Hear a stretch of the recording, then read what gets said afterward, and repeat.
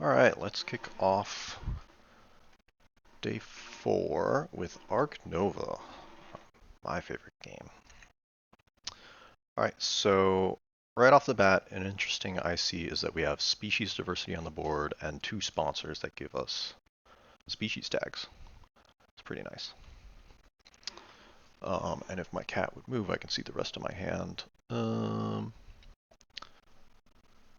Another thing I might want to consider is we have a round 1 release. I think I might want to do that.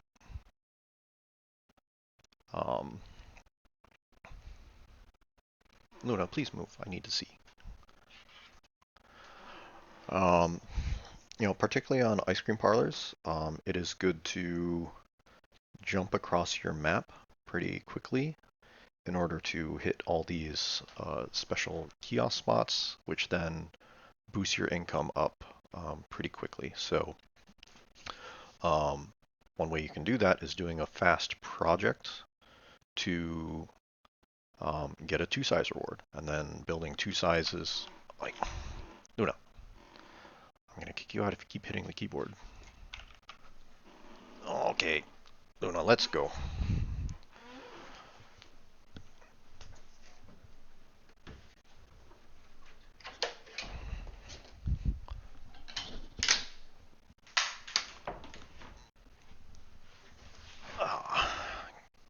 Cat being a little bit of a menace there. All right. Yeah, so an early 2-size reward is pretty nice on this map. Getting these 2 sizes to then go jump across the map real quick, even hitting these spots in between the breaks. Very nice for getting fast connections of your map bonus. These sponsors, not only are they giving me tags for species diversity, but they are very good in 4-player games where you have a lot more people that are going to be playing those tags and feeding you money. Not to mention I have a pretty great action order.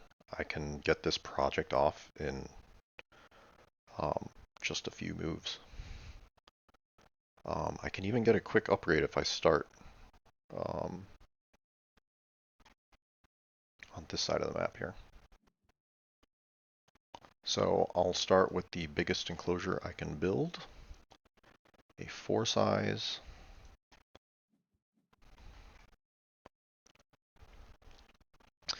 And then the taper will give me 1 reputation. The release will give me 1 reputation. I'll take a 2-size, place the 2-size over here. That gets me my up to 5 for a quick upgrade. And then I gotta think about what do I want to upgrade.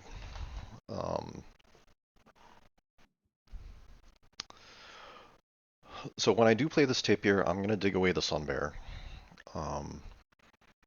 because I already have a predator tag, so it's only 1 tag for me, which I don't like. Probably dig away the science museum, just because if someone picks that up, they can start high rolling pretty quickly.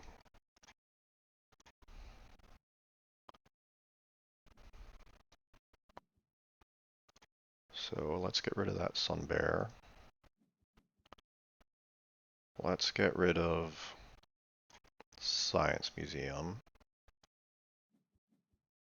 And let's get rid of horse. Did anyone build a petting zoo? No. Someone built a 3-size, but I don't think it's for a reindeer. That's not a good animal to play by itself. Or do I want to dig away lizards? That is a project. Neither of them, none of them are double project matching, so I think it's fine. Get rid of the horse.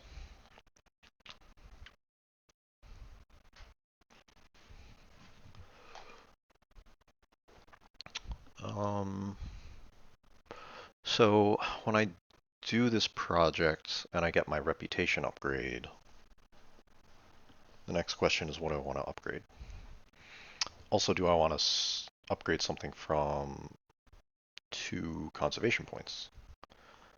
I don't think so. I think the break is low enough that I'm going to take a worker. Yeah.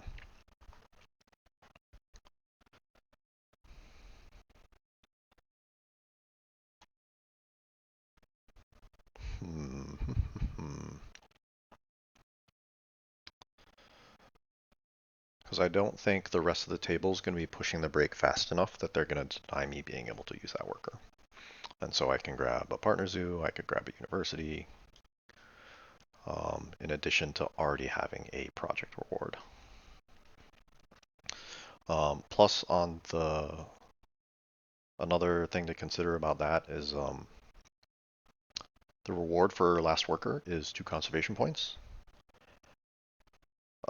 So there is incentive to want to grab a 4th worker. And taking it from 2 conservation points is a step towards that.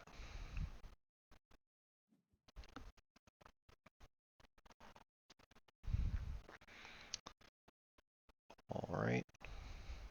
Blue plays a lemur, and they haven't spent their assoc action yet, so they might have a release as well, which could be interesting.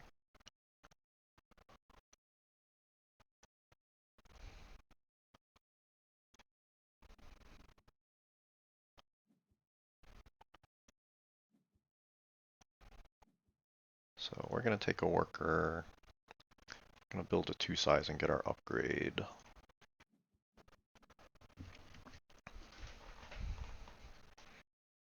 What do I want to upgrade?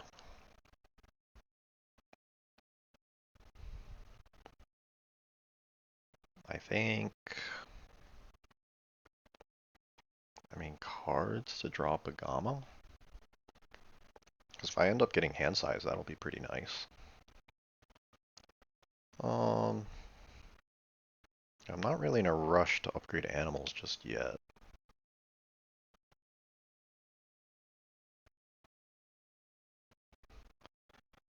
Let's do...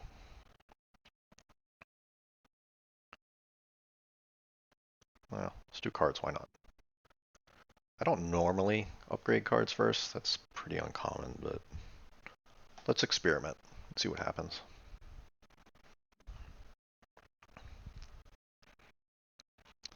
A copy stable is a pretty nice play when species diversity is on the board. And on this map in particular, it helps you, bridge across the map pretty quickly. This is a nice spot for it here. Although, does he have enough sponsors in hand that he wants to market 2 more sponsors? He's got the money for it, but having that many sponsors seems unlikely.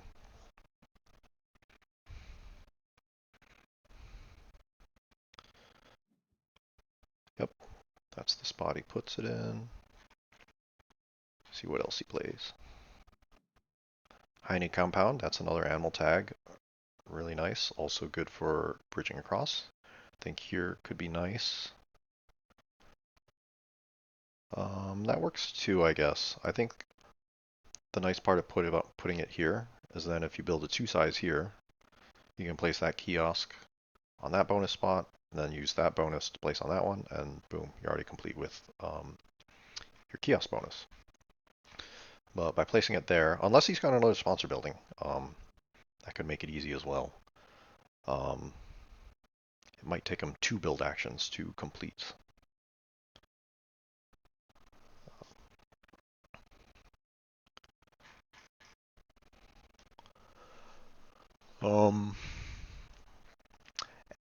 Nice thing for us is if he does lean into that hyena compound. Ooh, he took away the Agama, which I kind of wanted. Grass snake is not as useful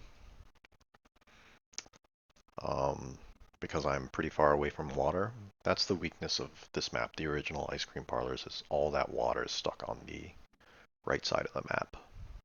It makes it difficult to get to. Someone takes away one more card. It would be nice to pick up a rock monitor. That would be a nice play when I have cards upgraded. Helps me pick up extra cards to get sunbathing value. Potentially play rock monitor pretty much for free.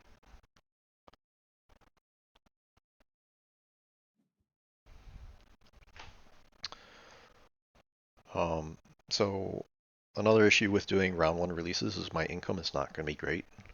But I'm going to have plenty of empty enclosures, so I don't need to spend a ton of money on enclosures, so I don't need that income necessarily.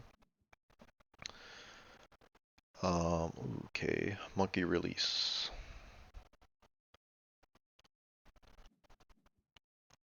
Brown spider monkey is looking nice, but another monkey is needed to enable that.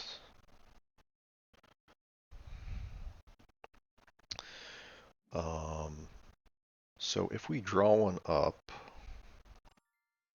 that shifts monkey into third spot, so I could grab it with this draw from range bonus next over the break,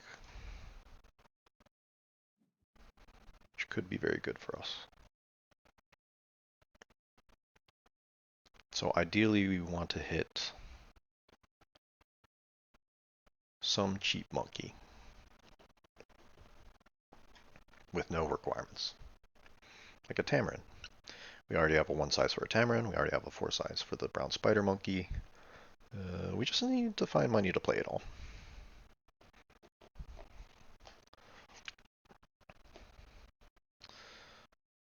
Xing back association is rarely a move that I recommend, but I think it's okay in this case considering the break is at 2 out of 15 and he's not looking like he's going to get an extra worker, so it's just me getting in the way.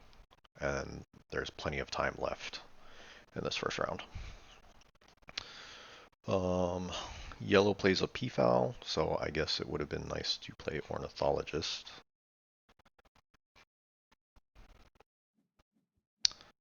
Blue actually took a worker with his project reward, which is interesting. It's a very traditional playstyle to take a worker and upgrade build. Large animals is not great. Explorer is really good. Come on, small monkey. Bird of Paradise is alright. Matches a project. Large animals is just not good. It's hard to play a lot of large animals to get the higher levels of conservation points. And 2 conservation point projects are not really what you want to be doing later in the game. Marine Worlds does do a good job of fixing that.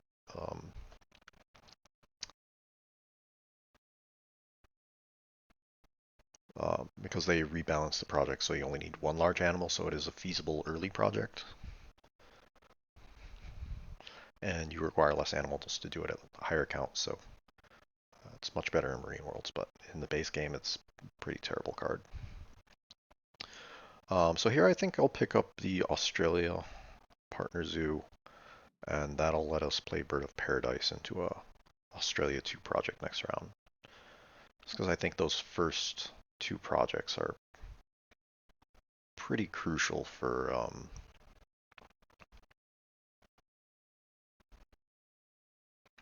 getting all these incomes. Even better on ice cream parlors is also getting pouching, right? If you get snapping, you get pouching, you have upgraded cards, and you're going to have a bunch of extra cards you don't necessarily need, and that's just going to be generating a lot of points throughout the game, which can be pretty nice.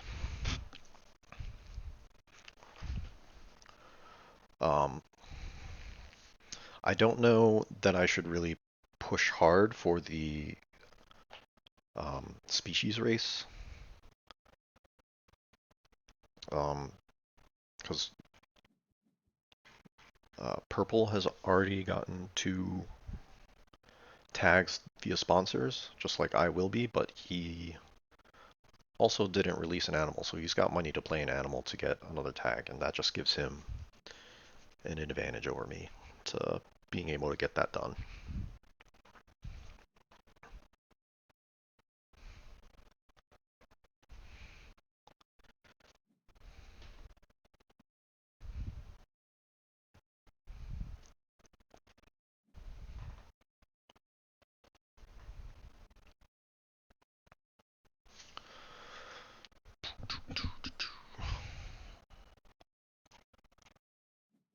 Alright, let's grab this partner zoo.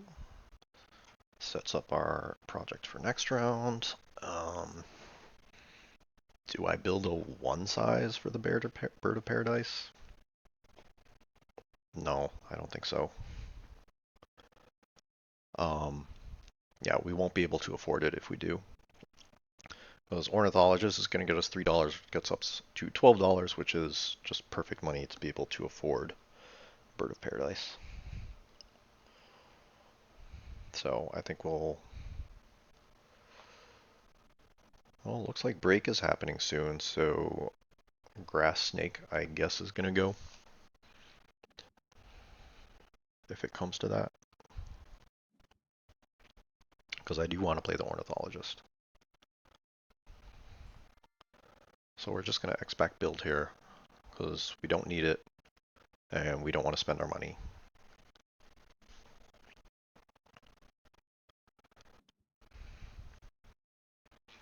Alright, there's his third animal tag.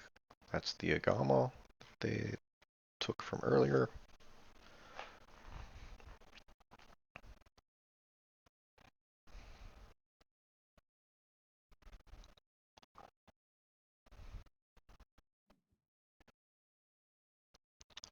Um, does sell 2 cards. Alright, if his plan was just to play agama, yeah, like I said, playing the hyena compound there would have been nice. He could have played the agama and 2 sides there and have his ice cream bonus ready to go for the next round.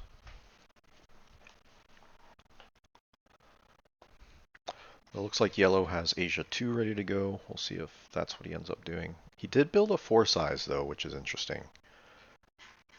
Well, actually, no, it's not, because I gave him a release project to leech off of, so that makes sense.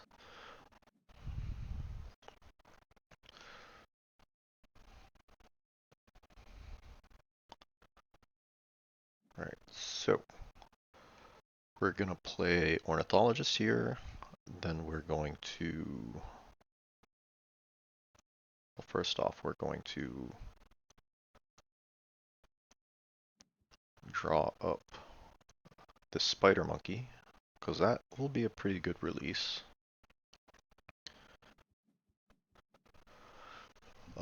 To leech off of if we can find another monkey, which our odds are not bad considering we upgraded cards, really.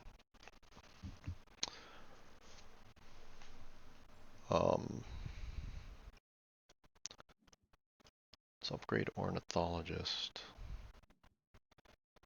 Get extra value from Bird of Paradise. Do our project.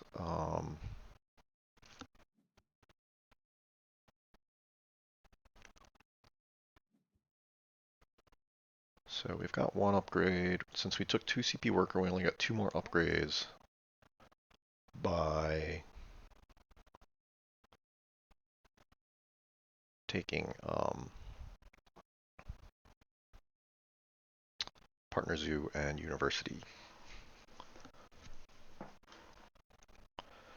Bird breeding is a good follow-up for the Bird of Paradise, or I could just do it now.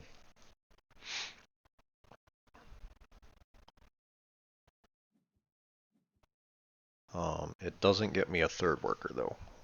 That would be a good reason for doing it now.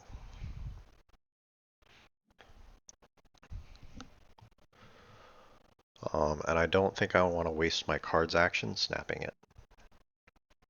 I could use my card's action drawing it though. I don't mind that at all. So let's do bird breeding first and see if we can get more value out of the Australia project. Because no one else looks like they're going for it, so why not?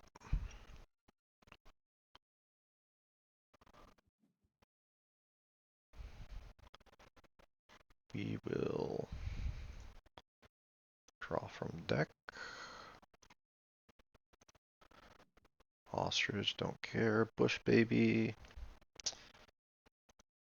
would make spider monkey playable, but it's a bit of ways away from being played. I don't see myself playing ostrich, so that can go. Expert on Australia, that is snappable. I will gladly take that.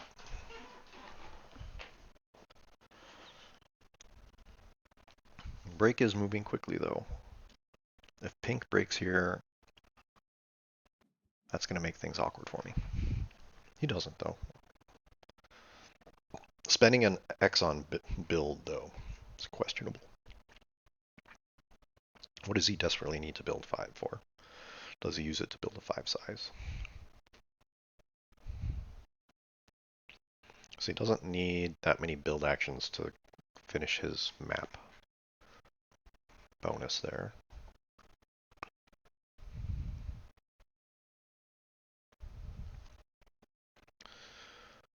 3 size would be pretty nice, but this is the only place to put it, and I don't have enough money to play a sponsor.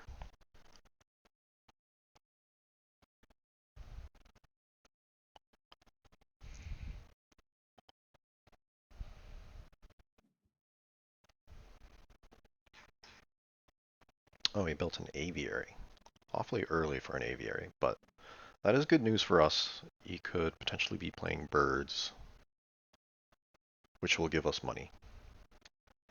Potentially enough money to play a sponsor. I hope.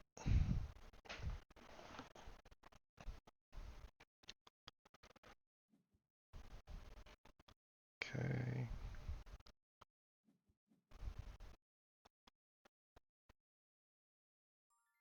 Blue takes Australia, partner zoo. Let's play our bird of paradise. And the spot that's going to increase our kiosk income. And let's not kill that 3 size spot just yet. Ideally, someone plays a predator or a bird. And then we snap up Expert on Australia and play it for money. Pouch the bush baby. That's my ideal line.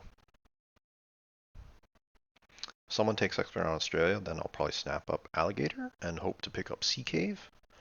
But that's a bit of a ways away, again, because the water is on the other side of the map.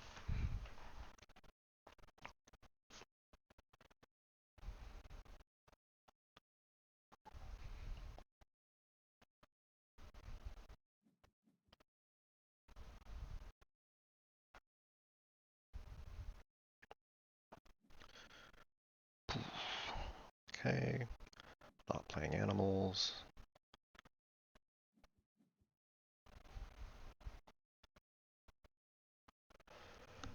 Come on, blue. Play a bird or a predator. Does he have enclosures? He does. He also has a reptile house, which is interesting.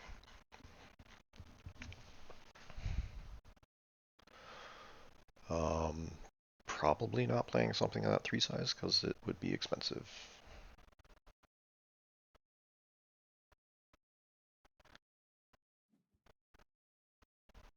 Alright, and since we are friendly mode, he just gets a clever instead of constricting my Asosh. So I appreciate that.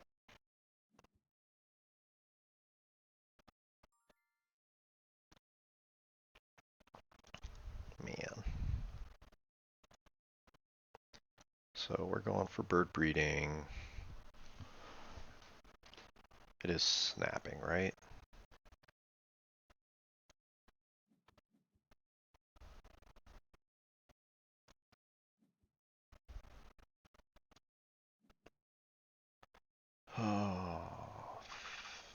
Don't want to waste that marketing spot, but I think that's what's happening here.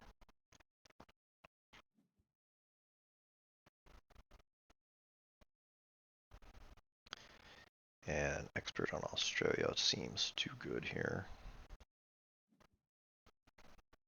Dugong, hello.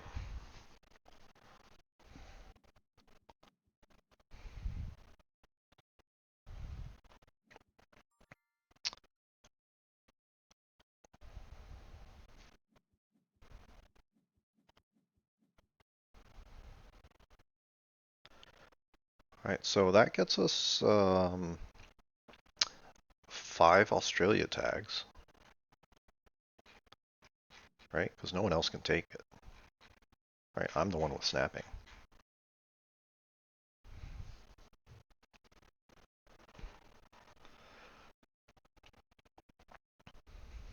So we snap up the dugong. We build a 5 size in this corner, I guess. Could build it here.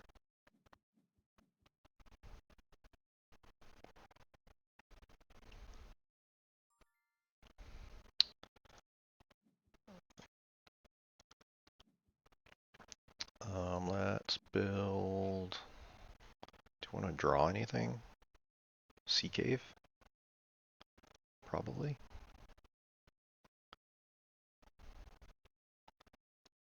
Yeah, I think we do.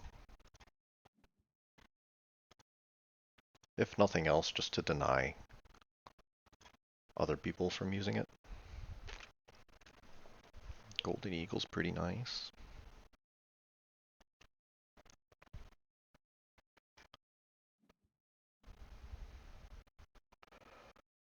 Alright, feeding me money with birds.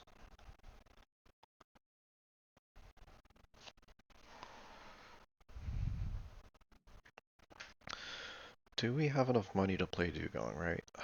We need 10 more. Explorer gives us 6, so we're 4 short.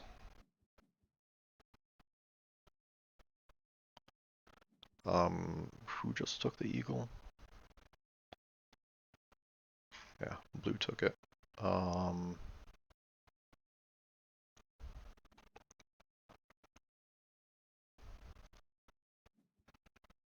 We're not in a rush to build, are we? Thing is, I want to cycle my sponsors up quickly so I can get expert played and then explorer.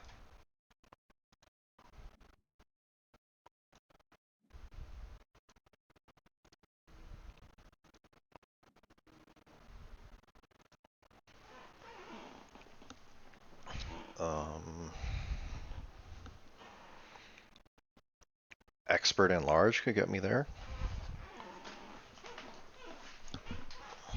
Oh wait, but I wanna.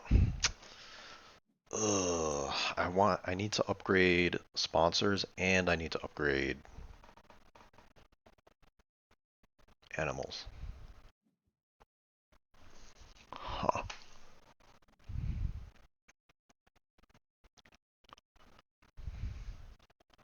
It's unfortunate.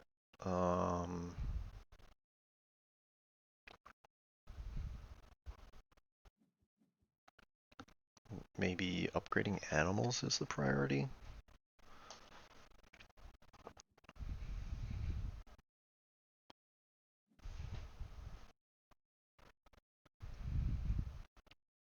So we don't need to do animals right now. Let's just build our dugong 5 size. And this sets up hitting the ice cream bonus during break. We can make use of the clever by picking up hand size university. It doesn't get us an upgrade right away, but it lets us hold on to more cards that we can then pouch with the dugong.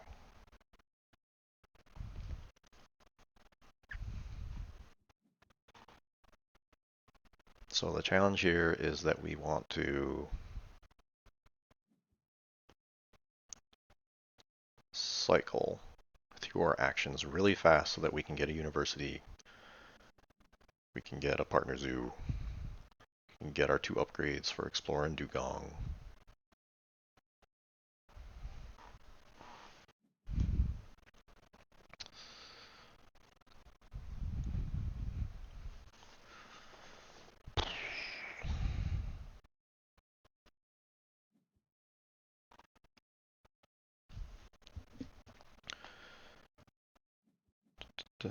Nothing critical for drawing right now. Aquarium would be pretty nice. And I've got a spot for it. Normally pretty bad on this map, but I mean, I think just Dugong alone will make it worth it. If I can get a couple of small water animals to play down here, I'll just be icing on the cake. So do I want to use my card's action to snap for it?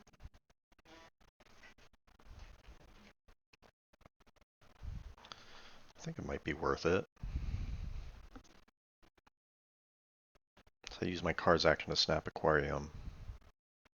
Then I can play it next move. That gives me something useful to do with my sponsor's action. Or I could just draw it, because pink puts it in range for me. Right. Yeah, see, pink doesn't even have a place to play it anymore. If yellow were to play it, you'd have very little space to do anything with it. Same deal with blue. Right, it's just not a good card on this map, but I think it's looking like it'll work out for me. And grabbing hand size, I can hold those extra cards. That can be Expert on Australia, pouch fodder, Project Ward, pouch fodder.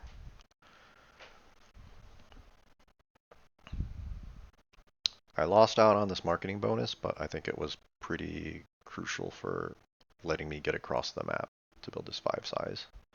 And finishing my map bonus. So let's see if we draw anything that changes our mind first. Rhino is a really good pickup.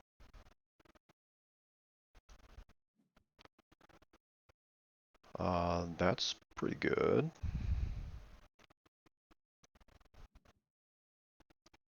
And we'll do aquarium. Do we give up on the monkey release?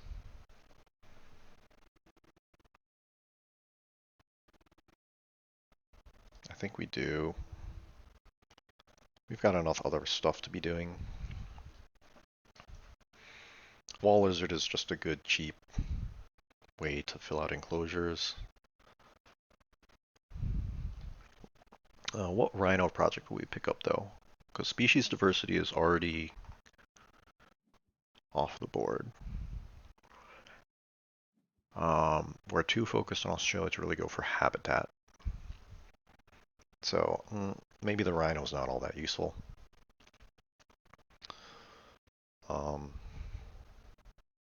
Yeah, that's something you gotta look out for too.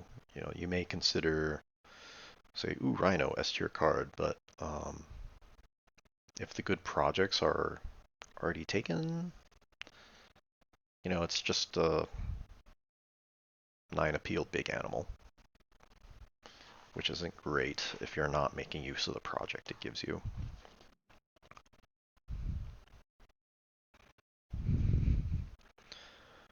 So let's play aquarium. Maybe we could go for habitat diversity, right? We've got Europe there. We've got Asia there. We just need America and Africa. And maybe we could play the rhino. It's not terrible. We got plenty of enclosures for it. This is a pretty funky looking map with all these empty enclosures.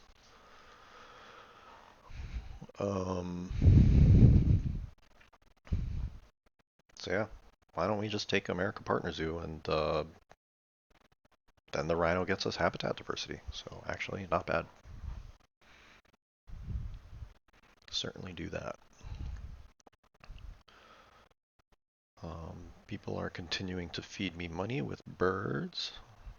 I like it.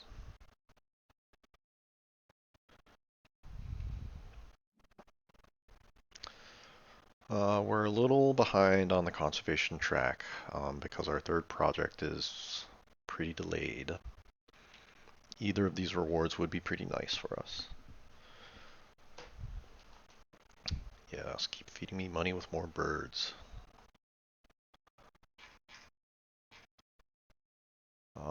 Yellow's going to have a nice boost of income with all these pavilions.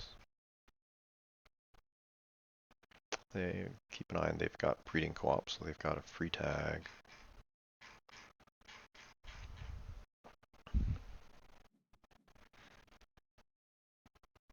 I don't think anyone's going to threaten Australia 5 for me. It's a pretty hard project to get.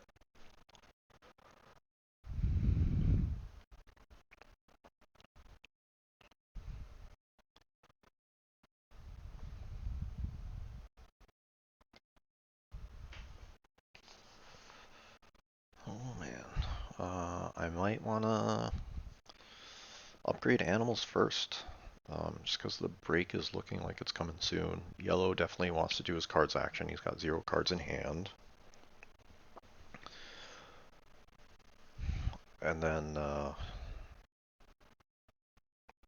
maybe blue will too. Although they've got another worker to spend. Yellow's got a worker to spend as well. So maybe yellow spends a worker before they break. Maybe. They might just want to ignore universities. I'll do aquarium. Actually, it doesn't fit down here. It does. But without upgraded build, it'll be hard to hit that kiosk spot, so I'll put it up here.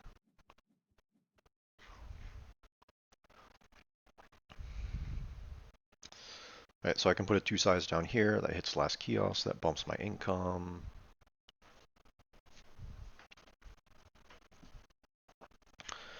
We could use it to draw. No, we can't.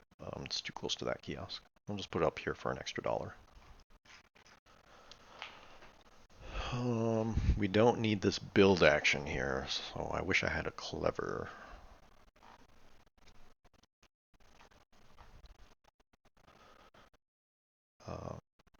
So I think we take America Partner Zoo, upgrade animals.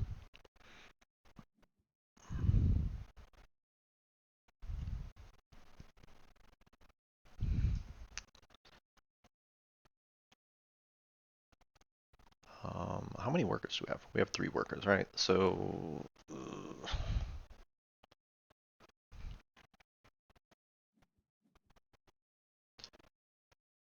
we do have enough to do 2 projects and take a university if we take a worker reward. We'll just have to see how fast the next break moves. So we could stay in the next break for a very long time if we wanted to. I really don't need to build any enclosures. I have plenty. I got this free one. I have this one from my initial lease. Maybe another 5. No. No. We don't need another 5 size.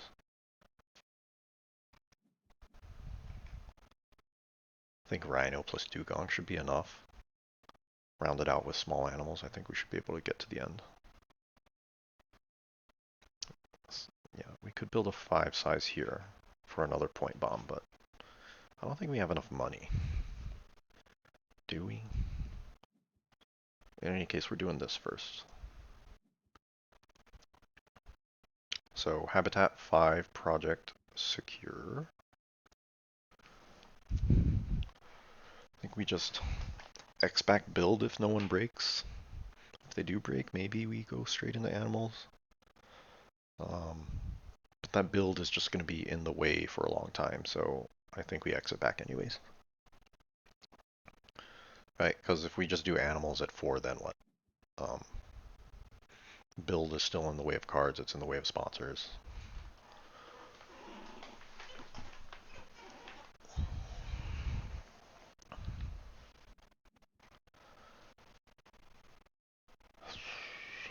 Herpetologist, pretty nice.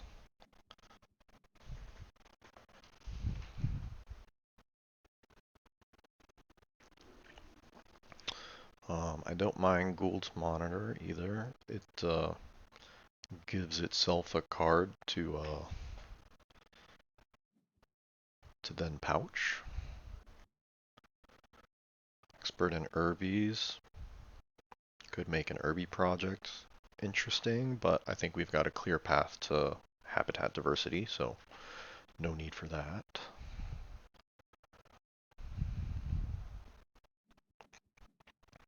Got plenty of smaller enclosures though, so maybe just Thorny Devil. Ooh, Talented Communicator. That would make it so we don't have to take a worker reward. That's kind of nice. Um,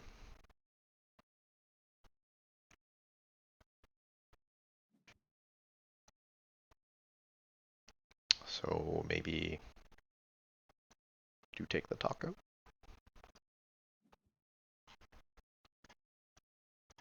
Take this and get ourselves an extra income or an X token.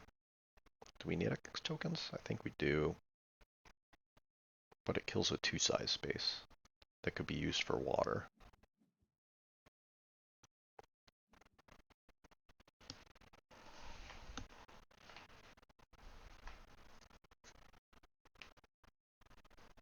A lot of Australia coming down the pipe, but yeah, no one's going to beat us there, so we're okay.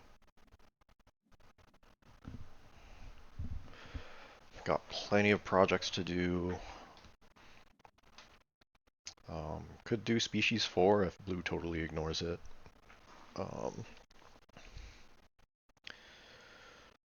got a rhino project, we've got Australia 5. Let's see, abandoned monkeys, we did that. If we found polar bear is the opposite shape to be able to fit in that spot. So that's not useful. We just need to get build out of the way here.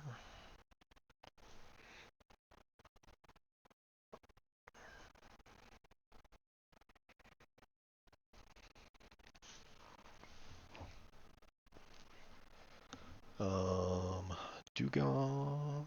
I don't really want to dig anything from my hand. I like all these cards.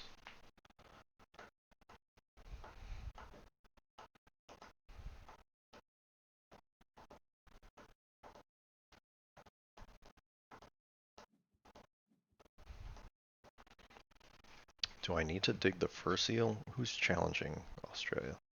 Okay, purple took it, so they're not really. Purple can't play it. Yellow could. And blue could, so I think I need to dig it away just in case. It is a predator that people would be feeding me money for, but I do think I want to dig away the Nile croc, even though it doesn't. Purple can't play it. And the other, let's see, blue has 2 reptiles. So yeah, I don't want to deny that from blue. So that's 2 dig targets.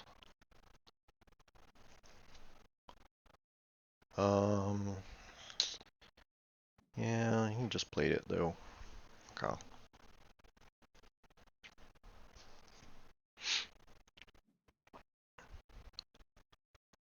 Maybe we draw first, because we're expert on Australia is going to give us pouching power. So, I mean, that's extra appeal if we have stuff to pouch, and we don't have stuff we really care to pouch right now. Yeah, I do want to dig that away though. Okay, blue snapped it away. Can blue use it? No. Okay, good. They did the denying for us.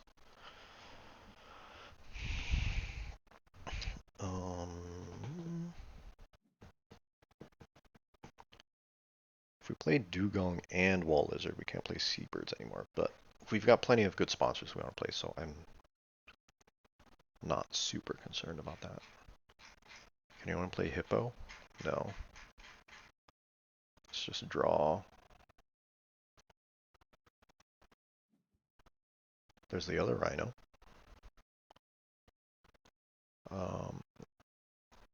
No, let's see one more.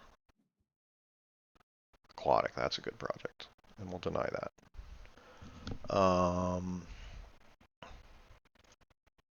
Let's discard the fur seal, because we're not going to be playing that. And we'll pouch the Rhino. Maybe we pouch the Taco too. I don't see us playing that anytime soon.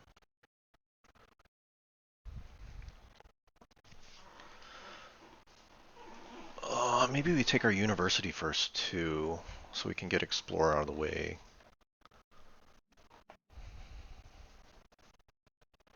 And also reduce the risk of someone denying that university from us.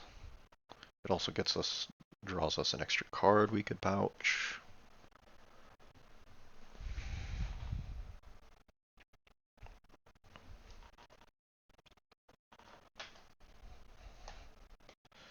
Yeah, I think we do that.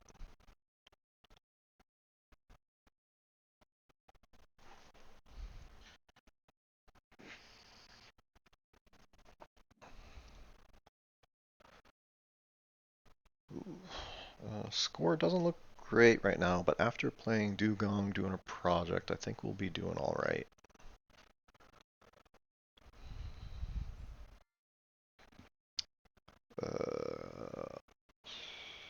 We've got plenty of projects coming up. I mean, we are going to get at least 2.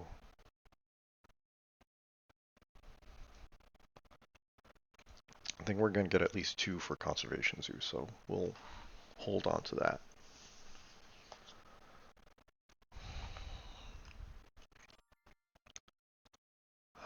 This might be a little slow, but I think I need it.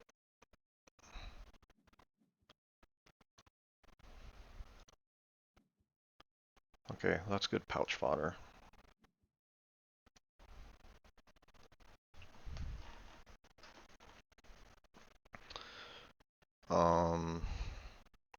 We're getting close to worrying about the break. So I think if blue breaks 5, we go ahead and play animals. If he doesn't, then we play sponsors. We lose out on 3 appeal from Explorer if we play Wall Lizard Dugong before Explorer. That's the dilemma here. Can we do Dugong plus Rhino? 19 plus 24 is 43. No.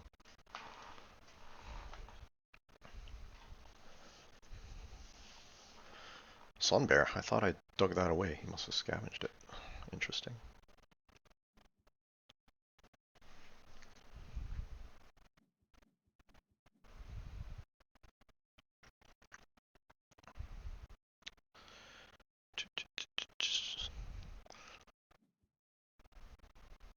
Does he break? Please sponsor. Nice. Okay. So we've still got time left in the round. So we're just going to get our Explorer value.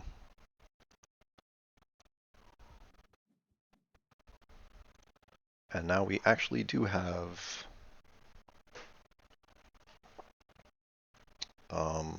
enough money to play Dugong plus Rhino. So let's do that. I've got 2 cards to pouch.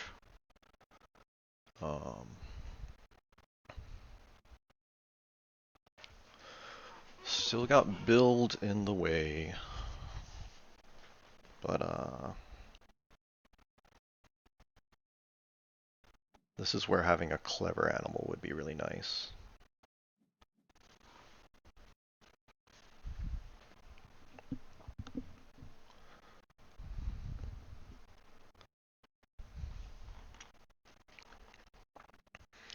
So again, we're looking very behind on score, but we've got a ton of money, a ton of big empty enclosures. So we're not doing too bad. What I think we're lacking is animals to play after these big boys. Wall Lizard gets us a tag we need, but ideally we'd like to have something that scores a bit more.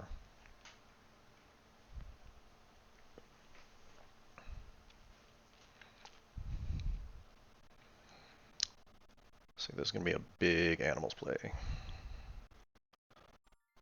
See, lions, not really a threat. I don't think any of these are really super threatening. I would actually love to pick up flamingo. Maybe I just play that. But I do definitely want to play dugong.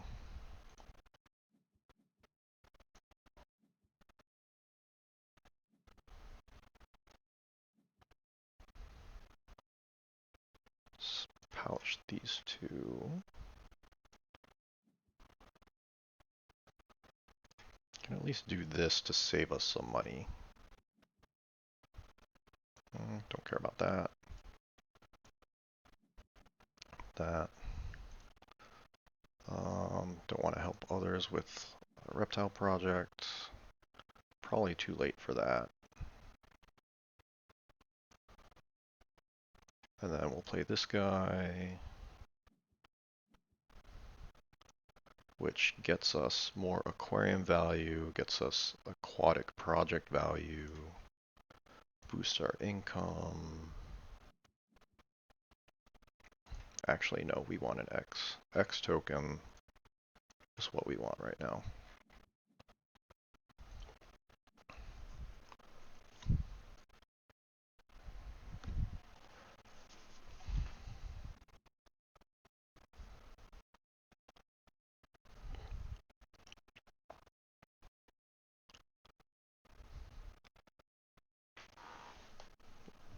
And if people stick around in this round, we could even do Rhino, Wall Lizard, and Habitat 5 as well.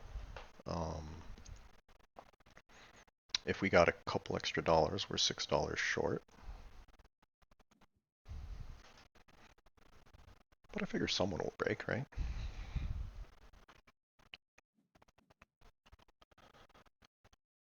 Is that the break? Yep.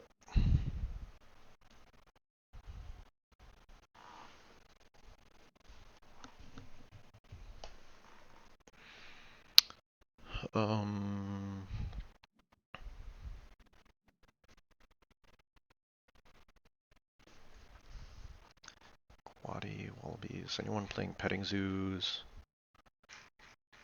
Purple is, and he's got snapping. So I might want to deny the petting zoo from him.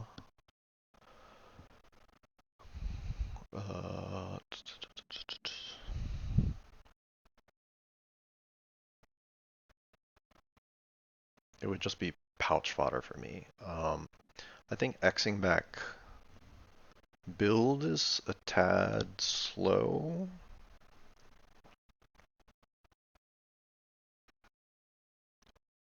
I might just do association. I think I'm going to take the wallaby for pouch fodder to deny pink. And we'll just take money here. Got plenty of money.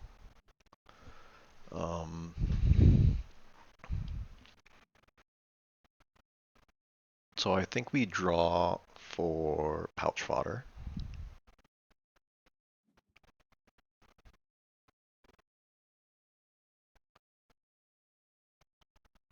Then we spend an X to do our projects. Then we do a Soch, do expert on Asia. Then we can do animals, which we may or may not spend an X on.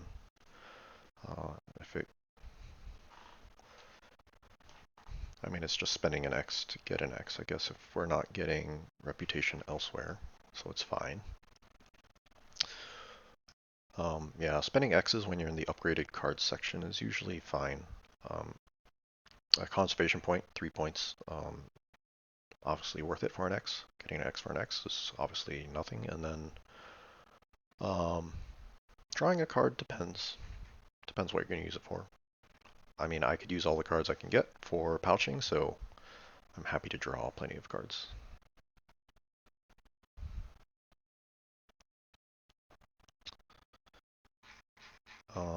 Blue.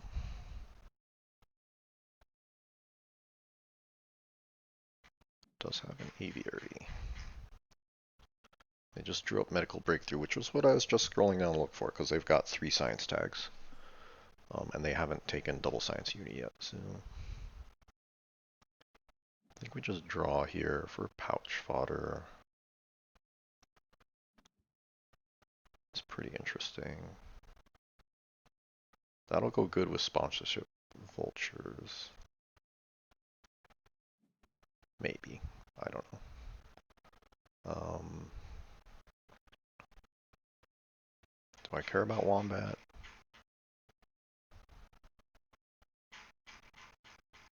I mean, I guess I don't want blue to go for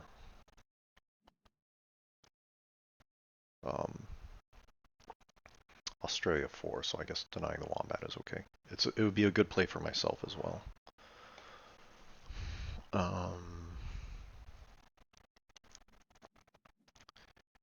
Let's see, so I think I spend an X. So let's count out what we got here. Australia 5 is going to be 15 points. X around Asia will be 2, so that's 17, 19, 28. Habitats, that's another 15, that's 33, 43, so that gets us to 87 with all that played. 91 if I pouch 2. 95 with Adventure Playground.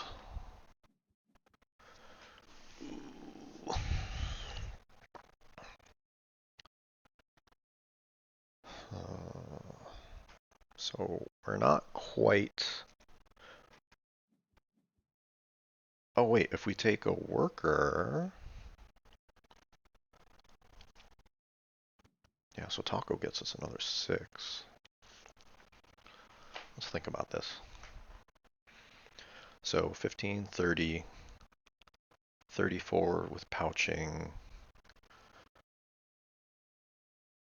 45 with animals, so that's 89.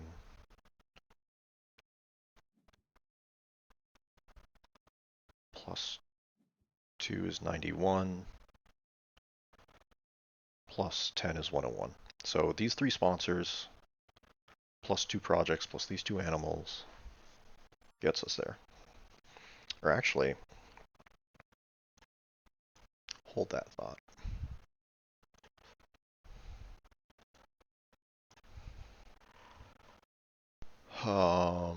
So since I know what I have in hand, will get me to end. I'll take the X tokens. So I play Asia. So wait, let's see. If I ignore the Habitat project, right? I could play Rhino plus Wombat for 9, 13, plus 2 pouches is 17, plus 1 more pouch is 19.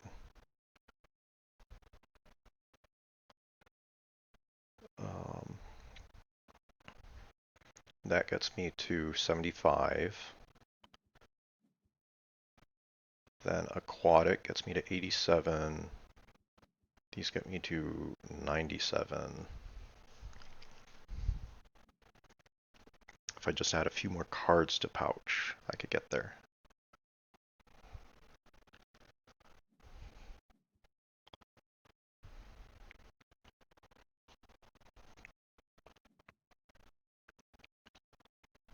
So I think taco, wombat,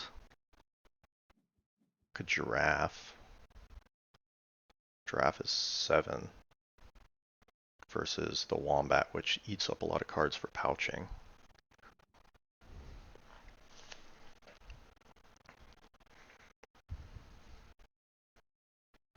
Yeah, let's do taco, rhino, giraffe.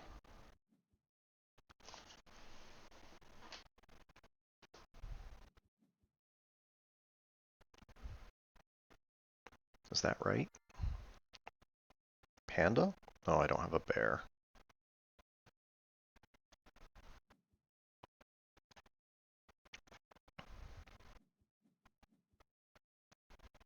Aquatic is fine.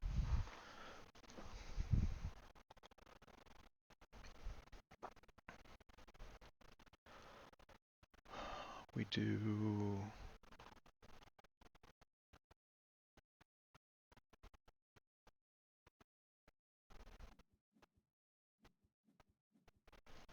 giraffe. Do we boost sponsors?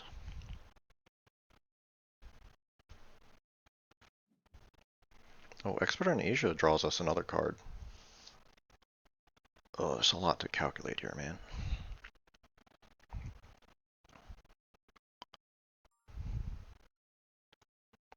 Okay, we'll just do this because it's net 0 X. Oh, we could pouch the project.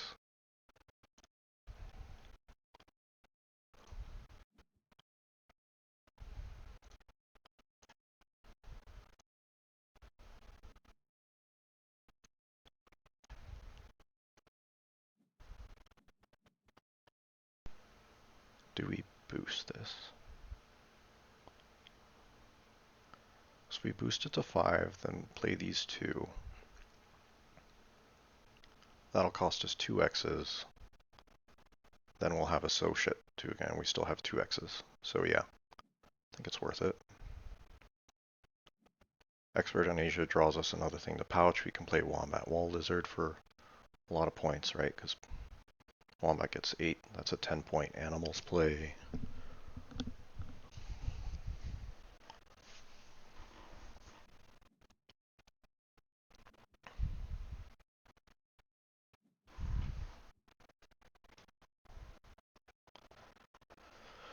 So we got sponsors gets us 4 plus 2, that's 6. Gets us to 84. This gets us 12, 16. Actually, 2 moves. Yeah, that's... Oh, we shouldn't have boosted sponsors. We can just do project into animals, and that does it. It doesn't matter. We don't need those X's anyways.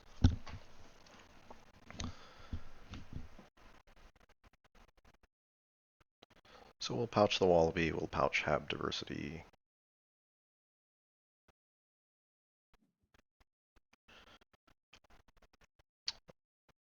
If we didn't have the other Rhino, maybe we should have thought a little bit harder about pouching something that would be useful to someone else. Nah, no one's got the ability to play Rhino, so we're good.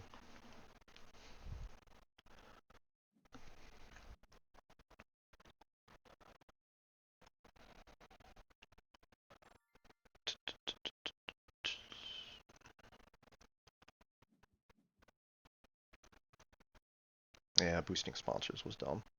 That's fine.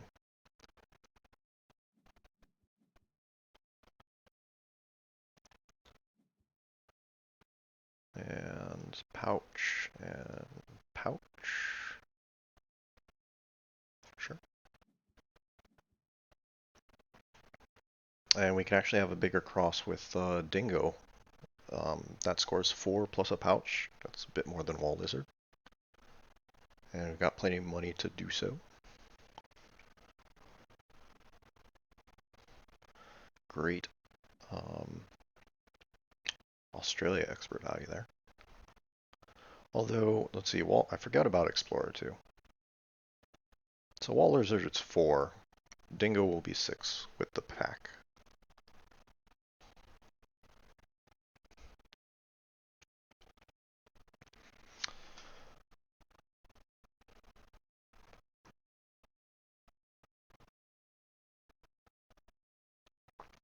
So we end on the next move. It'll be a pretty good one.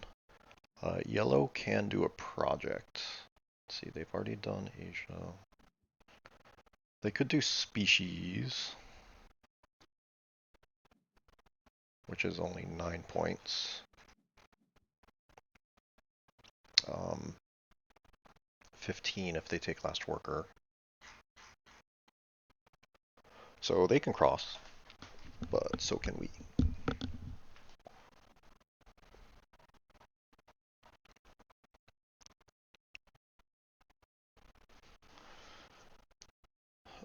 Do they have a better project than species?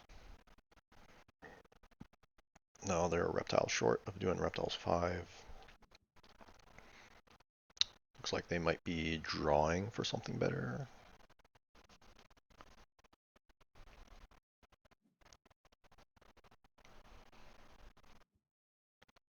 Oh, they took dingo, which would have been a better play for me. I think we still end with the wall lizard, though. Chameleon is 1 more point.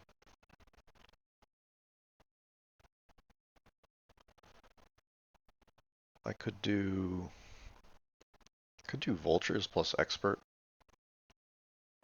Wait, no, that cost 8 strength. I don't have enough X's to do that.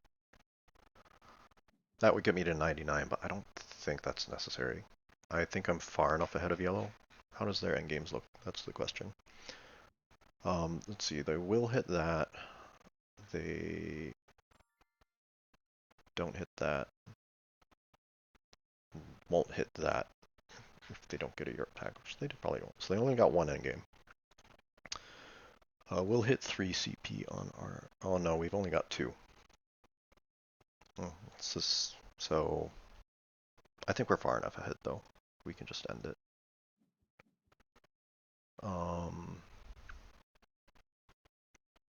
Yeah, this is straight up 2 more points. So yeah, same as dingo. They tried to deny, but failed. And wombat.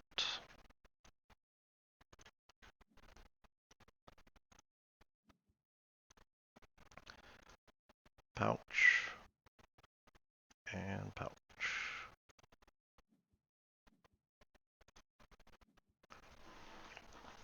All right. 108, and yellow is sitting on 88.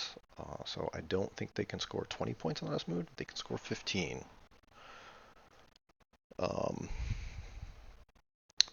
We do only have 1 endgame, so they only have 1 endgame as well. So if they score 15 on their last move, they'll be 5 points behind. So they would beat us if they have a 4 conservation endgame, because we've only got 2.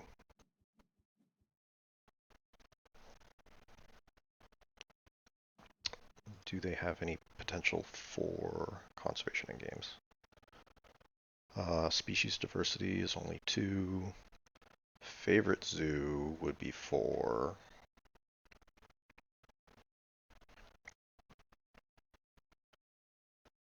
Wait, they're 8 points behind?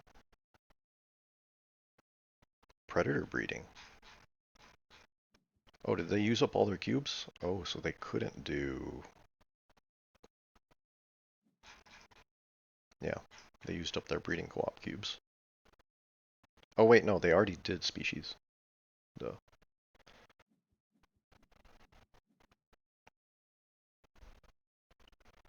They used a cube to do species 3? Huh. Okay. He did have favorite zoo, so yeah. Barely lost it there. All right. Let's see, I don't have premium on this account, so I can't see stats. Let's see if we can pull it up elsewhere to see how that game played out.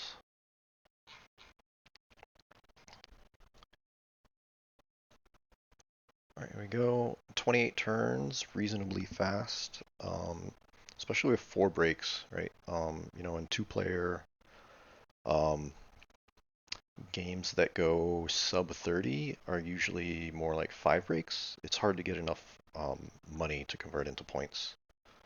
Um, in only 4 breaks, normally to cross in 4 breaks, you need more time to place sponsors to improve your efficiency to be able to do it in fewer breaks. Whereas breaking more aggressively um, just kind of brute forces your way into being able to afford to get to 100 points. So that's kind of the nature of 4-player that I find when I look at 4-player stats is that they tend to be a bit faster. Um, and the efficiency kind of comes from having so many projects available. Doing those big projects are kind of what are able to boost your efficiency. Also being able to play a bunch of sponsors while other people break for you, right? So I was able to get a lot of value from Expert on Australia, Explorer, doing Australia 5, Aquatic 4, high value projects. Um, yeah, yeah, so that was a no build, no assoc game with the 2CP worker. Um, Only 4 projects, which is still decent. Yeah, I really spent a long time setting up for that Dugong Australia 5, but it paid off. Um, Pretty lower than average money. I think most games, if you look at the all players average, it's usually around 170-ish that people earn through a game. But I guess that's to be expected when there's only 4 breaks. And yeah, only 2 build actions. That's pretty key. That's what an early 2-size reward does for you, right? I only had to do my initial build, which a 4-size gets me 1 large animal, and then a second build to do a 5-size for a second large animal. And 2 large animals is usually all you need to get enough points to cross, generally. So I didn't waste any time building small enclosures. That's pretty important. All right, so yeah, Ark Nova. Definitely going to be playing this probably every year. Um, and that's it. All right, let's jump into some Great Western Trail here.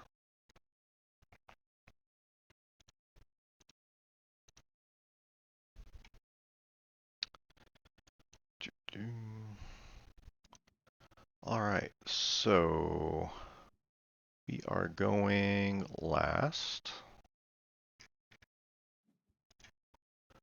Let's look at the setup here. So we got clear bandits up front, got a builder, cows back here,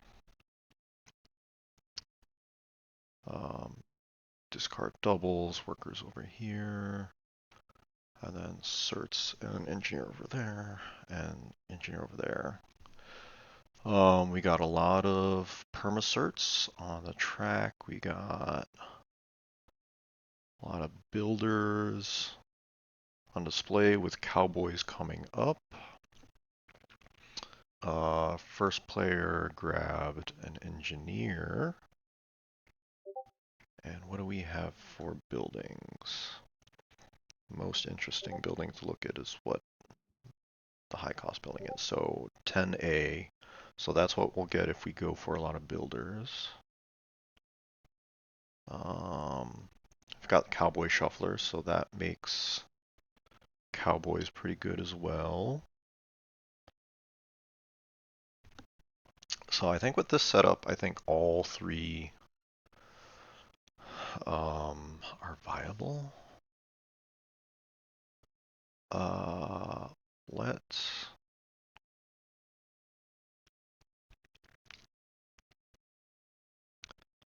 So we'll discard a white. So if we start here, that'll get us $4, gets us to 12, and then discarding this A white will get us to 14, and with 14 we can do a double buy. That seems pretty efficient. So I'll just discard one of the grays and then, I don't know, a green or a black. And then the two grays and the green will get discarded from my first two actions.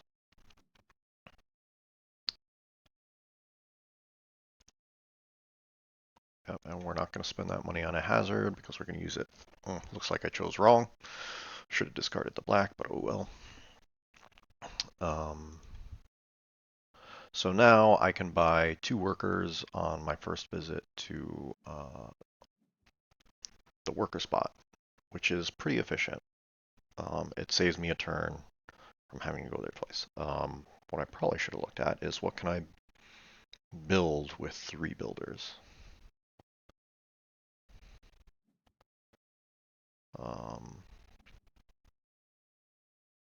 I mean, these level 3 buildings honestly aren't all that interesting.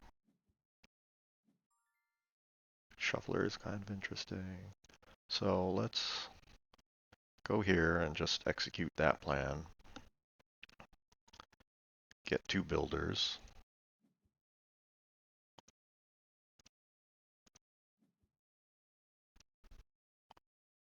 And yeah, that's it. Oh, and I'm drawing green as well, so I guess it didn't really matter.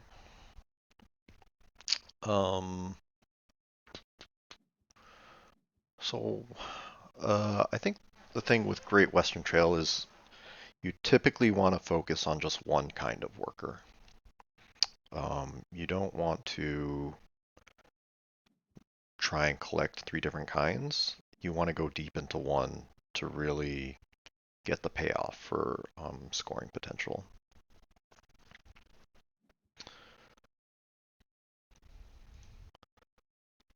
That's interesting.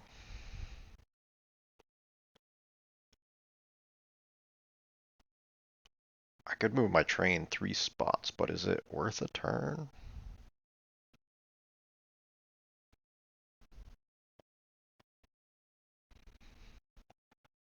No, that just makes it too easy for yellow to get into the first station because he's got 2 engineers, so he'll move 2 spots. Yeah. So no, I just want to keep trucking along. And we'll chuck cowboys on the 7 spot because we want to get builders onto the 1 spot. Deliver to Kansas City first because you want extra money in the early game to start doing the things you want to do. And okay.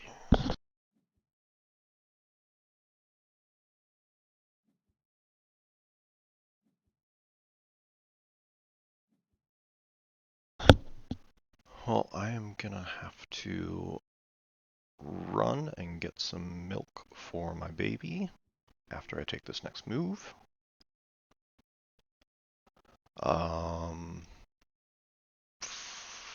Don't have a green card to discard to build. I think we'll just build with a worker, I guess.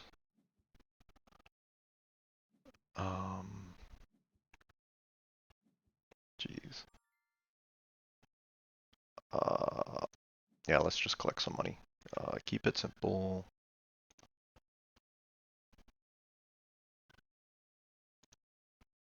Get $3 for the outlaw, $2 there, and now we've got plenty of money.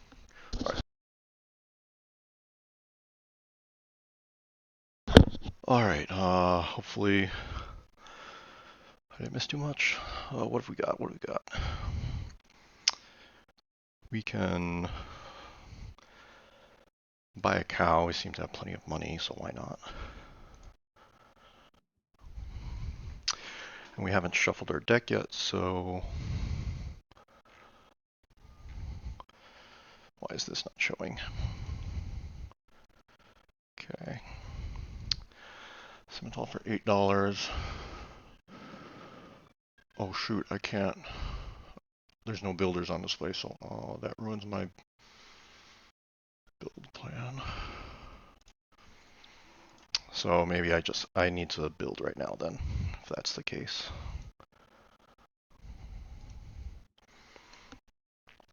Um,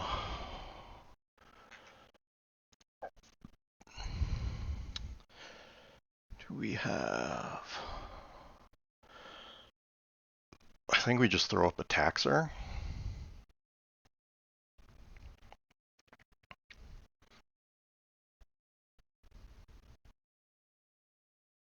Yeah, we'll just throw up a taxer. I don't know if any of them really matter.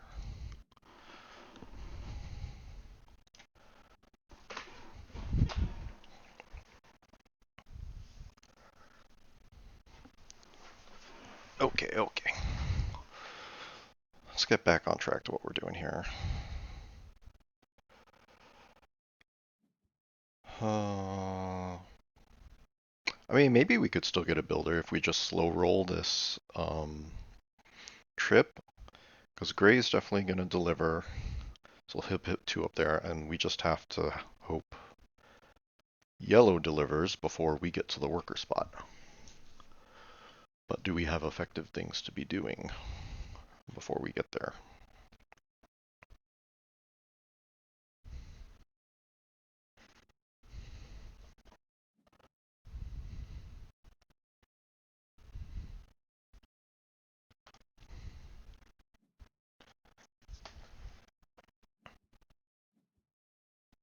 Dropping Cowboys. Oh, and they may not necessarily drop the builder for us to be able to buy.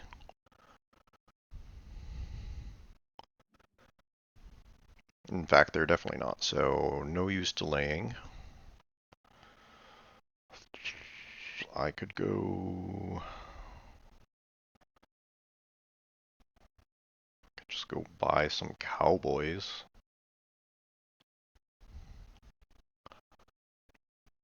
Be a little bit money short of buying 2 Cowboys, but... man.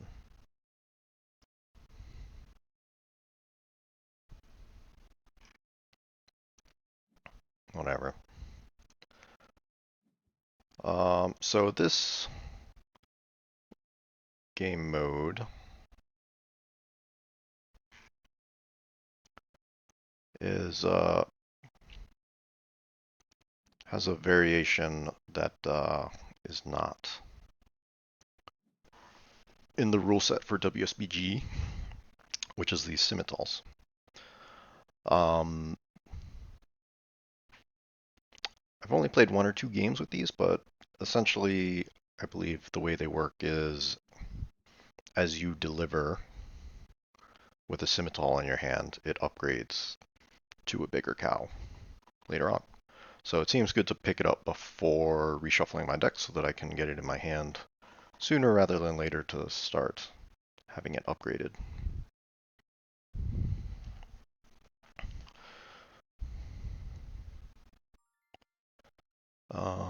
And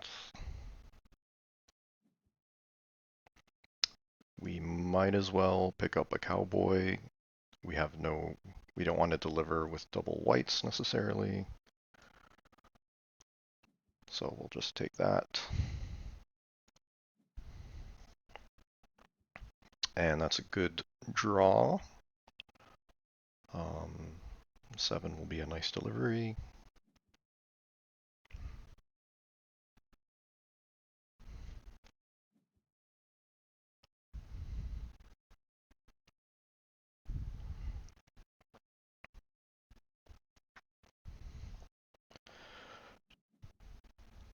Right, so Gray elects to dump $3 into hazards rather than pay me $2, which makes sense.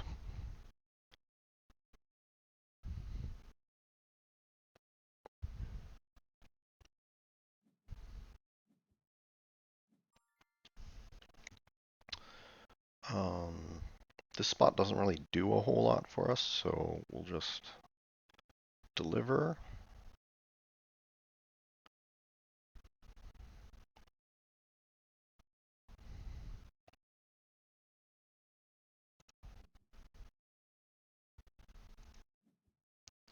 Um, and we'd rather dump a builder on a 7 than a 9. I don't think it's going to stick around too much longer than that.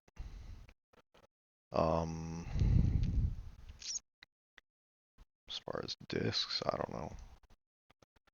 Give us more options for a double auxiliary action, I guess. Because I don't see myself moving the train a whole lot. We do get the scimitar in our hand, so that'll be good to deliver along the way.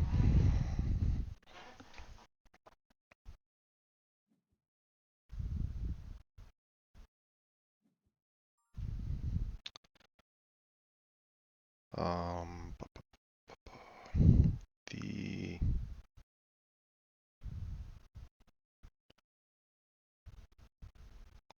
It's not really any outlaws to grab for money, so I'll just jump straight to building a building. And the cowboy shuffler will be a pretty good pickup.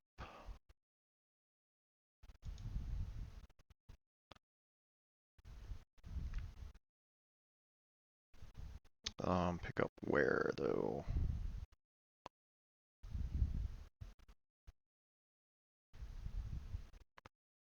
I guess here.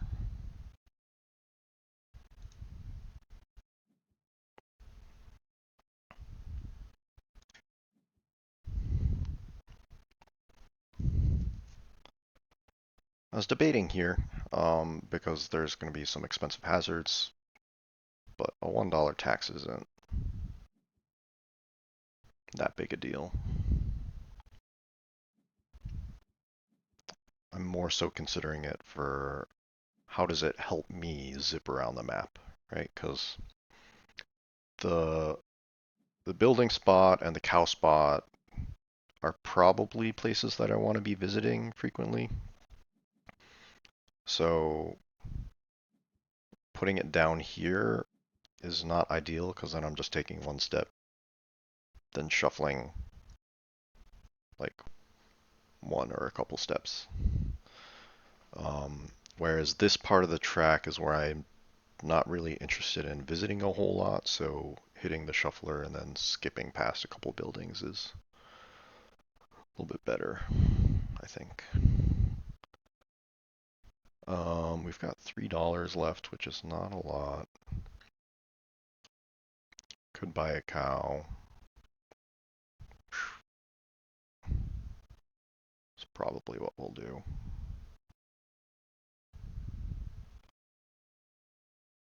Could hit our shuffler. Let's just go there and buy a blue cow.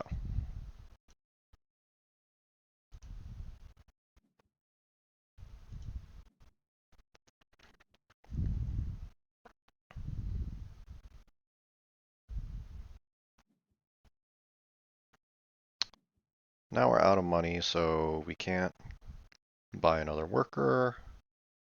I don't think spending a turn for to discard 2 whites is worth it.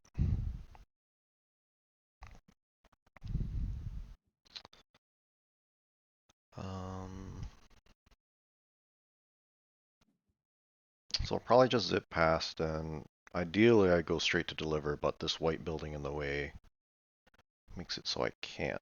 So I guess I'll just go here and get a certificate out of the move. That doesn't do anything for me. This spot, let's shuffle through our cards, get a bigger delivery, and Just keep moving along the track. Get a certificate, move a train spot.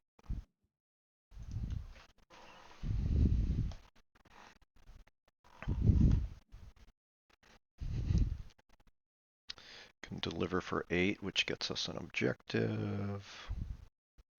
3, 4, multiple hazards. Probably not delivering to New York.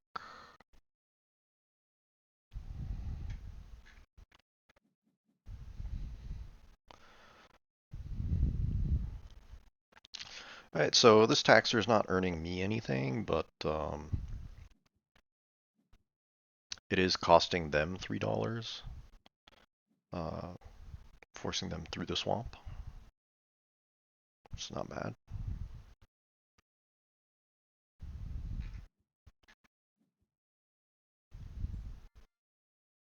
Alright, let's deliver.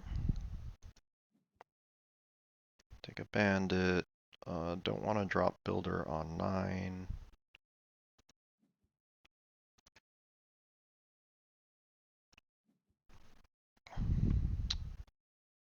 Not going to spend that certificate.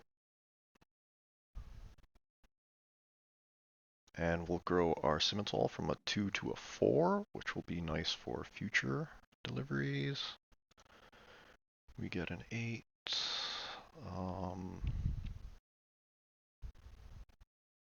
And let's take this one just in case we want to move our train in the future. And taking hazards. I mean, I think buying a 3 and a 4 is feasible. I don't know that I'm going to be getting a station, so I'm not sure about these ones. It's triple gray, not great. But we definitely need money, so I think we'll hit this spot, which is why I've placed an outlaw. It does give gray a better outlaw, but it also helps us, so that's fine.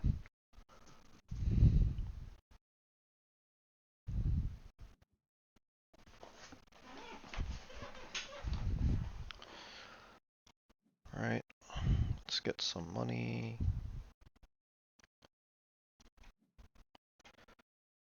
And do we want to shuffle through our deck or get more money? I think we need money. Then do we want to build a building?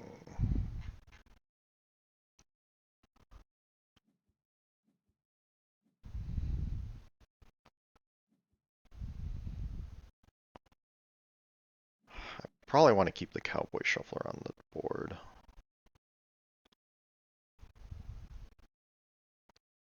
So maybe I'll just do this guy.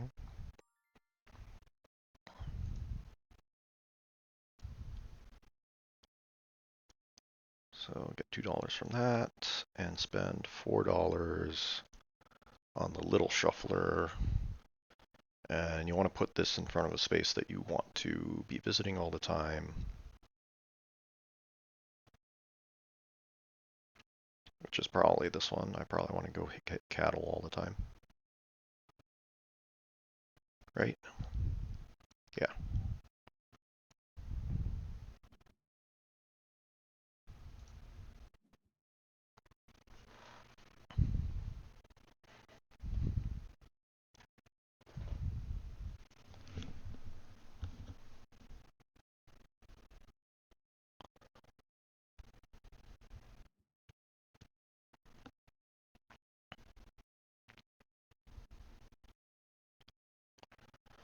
So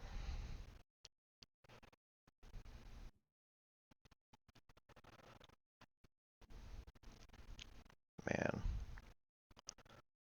these builders aren't really doing a whole lot for me, which is unfortunate. Wait, why did he pay money to the bank? Oh, he's gray. Yeah, better to pay it to the bank than yellow. I'm just gonna pay money to yellow. It's fine. Unfortunately, no more water hazards are tripping up, so everyone's gonna keep paying to the bank instead of me on this guy, so maybe I should have put it on the desert and gotten this hazard out there.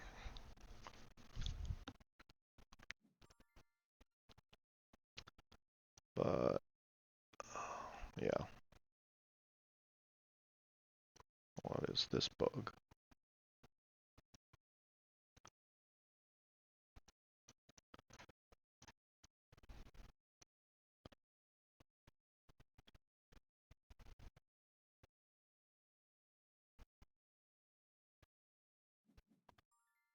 So that action basically gets us $2.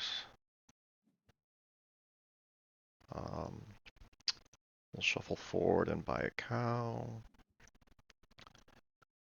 for $3.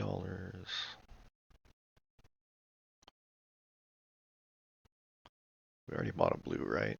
So yeah, we want a red. Or do we want a scimitar? So we've got $7 left. We could buy a builder or a cowboy. Probably dump 2 of our gray cows down there. It's a little slow. No, I think 1 scimitar's enough.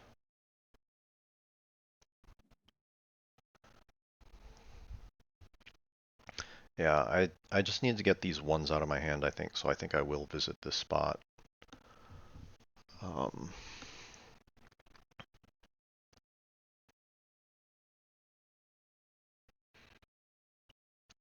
Then when I get up to $11, I should be able to buy something. So a builder would cost 7.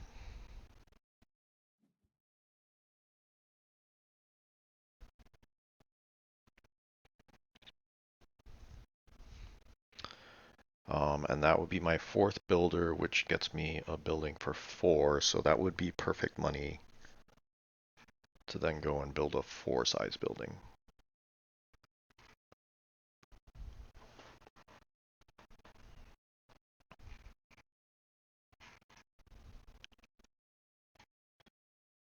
What are the 4-size buildings? Copy the building next to you.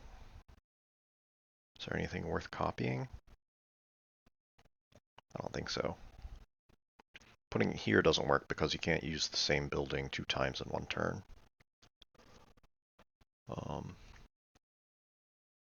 Can't place it next to my opponent's cowboy shuffler. I don't know. Looks like it'll just be a stepping stone to try to get this guy. Maybe. Might be a little far away.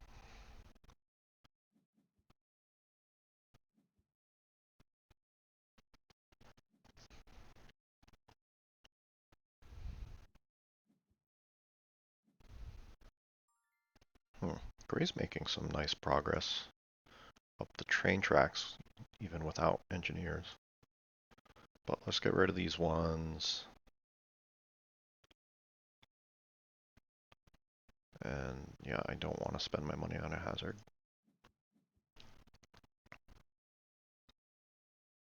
Okay, that's something that I'll probably want to shuffle away.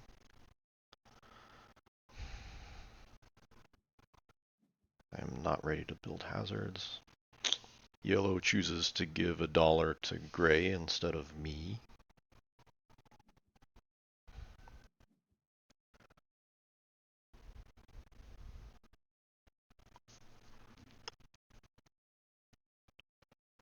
So the question is, where do I want to put the certificate shuffler? Maybe down here. Just skip all this junk. So it'd be 1, 2, 3, 4, 5 space. So if I put it here, then I can go 1, 2, 3, 4, 5, and then just immediately shuffle into buying cows. Seems alright. I could put it here and then shuffle from the cowboys straight to a delivery.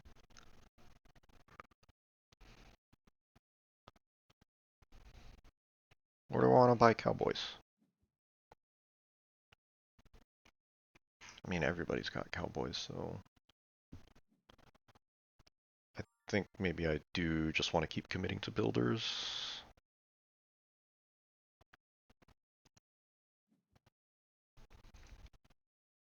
So let's keep drawing. Um, that does nothing, that does nothing.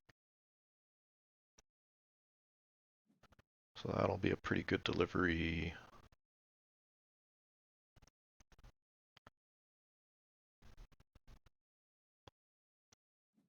We'll go here. Buy our fourth builder and build a 4-size building for $4. We're gonna do 5. Oh yeah, that works out. 5 on top of 1.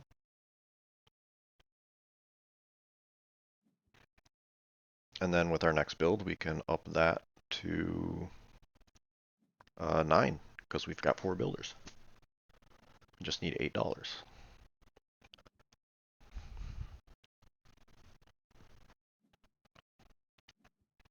Let's see, so we got a value of 9 in our hand and 1 certificate, so we can make a 10 delivery.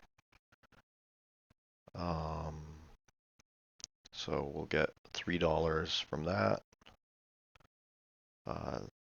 10 minus 5, we'll get money from that. So yeah, we've got enough to build that building, and then we can start using that in the future. So we'll probably want to uncover that next disc. The disc that gets you more certificates.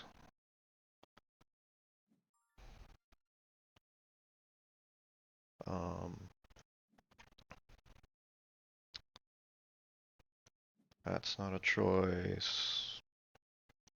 Yeah, why not? Cheaper builders. Yes, use a certificate and make a 10 delivery. And actually, since we do know we're building that building, let's take that black disc instead of movement. We've got a ton of shuffling power, so I don't think I need the movement speed.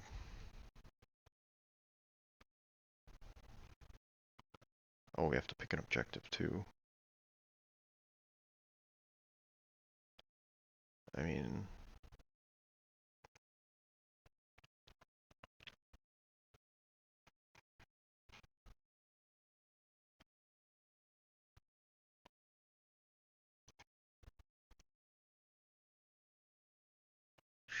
oh, I don't know. These all seem sketchy. I don't know if I'm going to get a station.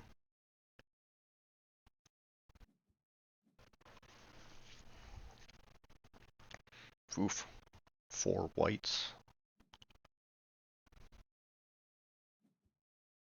Yeah, so now I'm going to need to visit here to get the money for the building I was needing.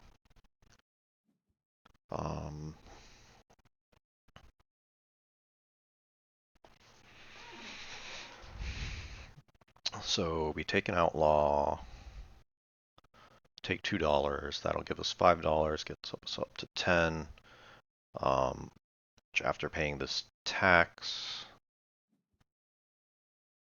puts us down to 8, which is enough, even though we don't have a green.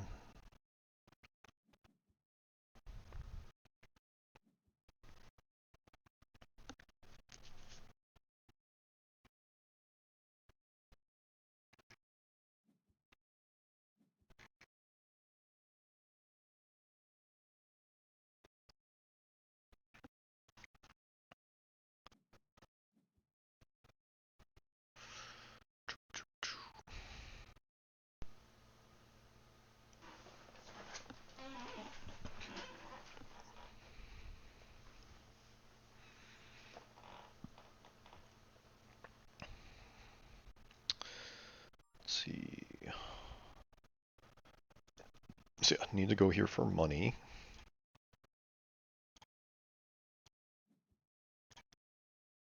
And yeah, just need money.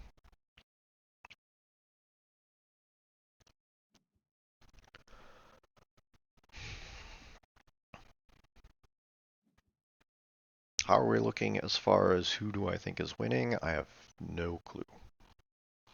Um,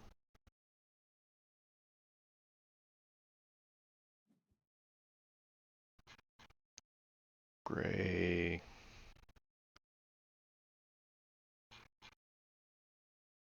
Scores 2 points per building. That could be something. 3 points per cert, but he doesn't seem to have a lot of certificates besides his permanent one.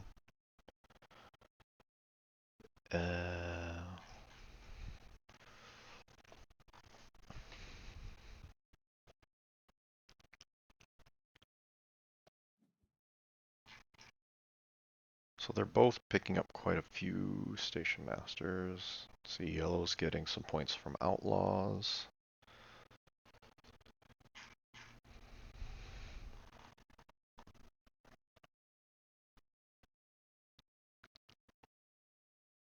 Yeah, it seems like no one's really successfully gone for a focus strategy like I was saying at the beginning of the video. Um, let's see, white made a 12 delivery. That's pretty good.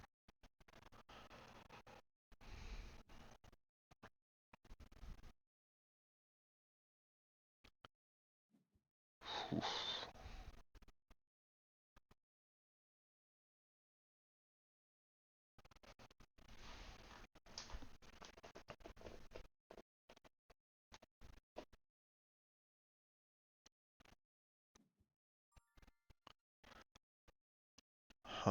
Maybe I do want to use my exchange token to cycle through some greens.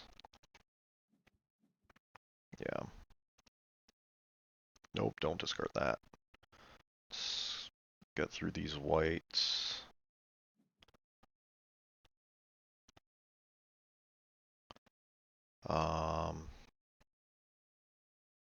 Yeah, let's not give money to white. Picking up the green gives us enough money to build our shuffler without giving money to white.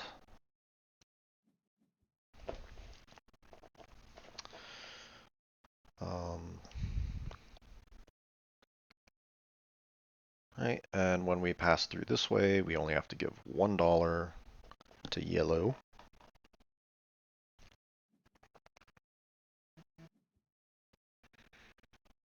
She was only going to charge us $1 anyways. Since he upgraded his... Oh, nope. He took that back, did he? Not even going to build. Okay.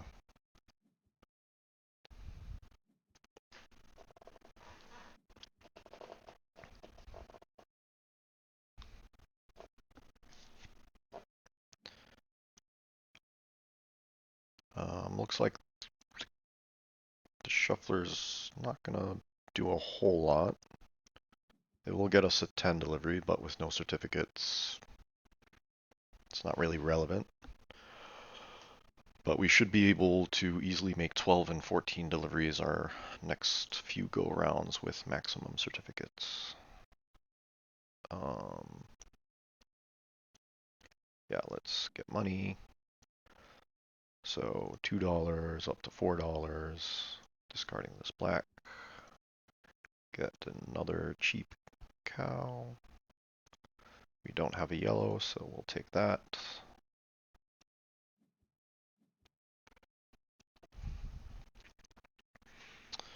And then the shuffler will basically just let us trade this gray for a black for 10 strength delivery.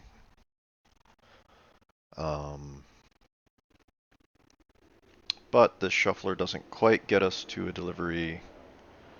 If only we we're able to have it in that spot, that would be more convenient because we don't have enough money to buy a worker, and this space doesn't do a whole lot for us.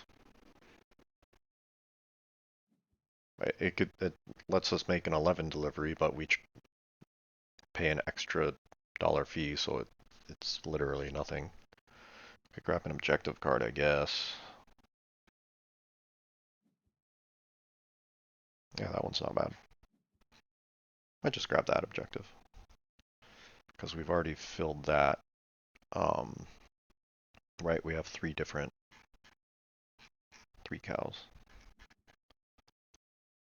There's some place on the UI that shows me that.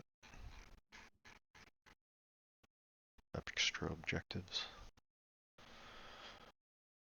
I mean, this objective's not being met. I'm not collecting stations. I'm ignoring the train tracks here.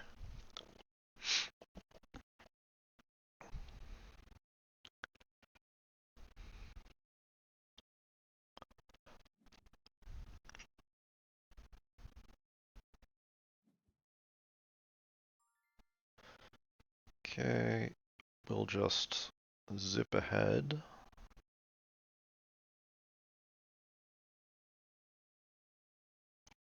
BGA servers seem to have been pretty slow the past day or two.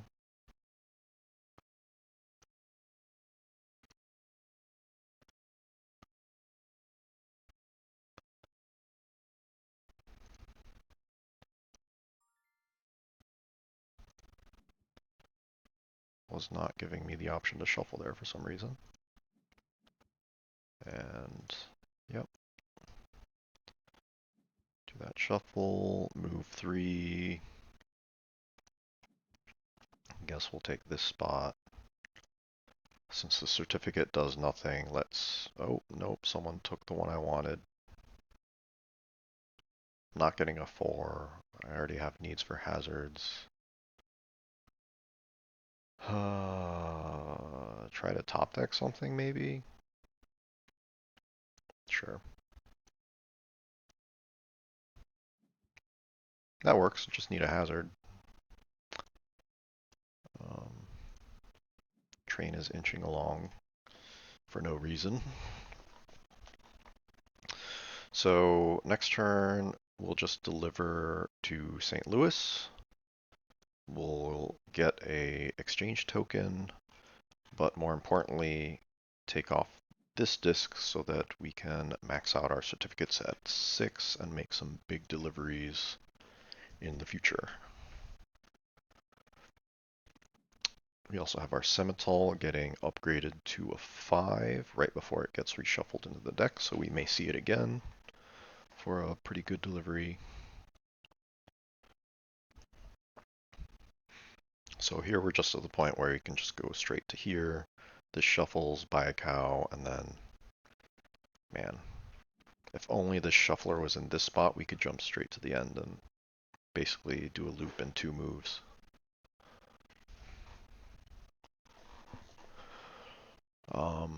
But we might have enough money to buy workers, right? 5th builder is 4 points. I'm not sure I really want cowboys.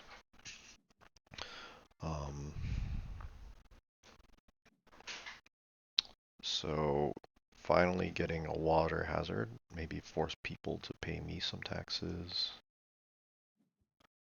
Hopefully they drop some builders so I can get cheap builders. And yes, let's grow our Scimitar.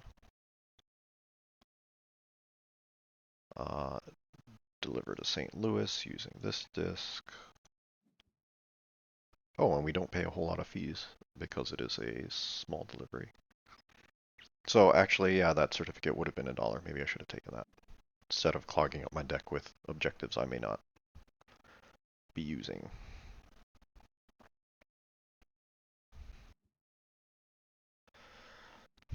Ignoring green and black as you are not allowed to move to Kansas City with this card. That's what I was wondering. Okay. So can't use it for that. Because that could be a way for me to get through the loop in 2 moves. Um,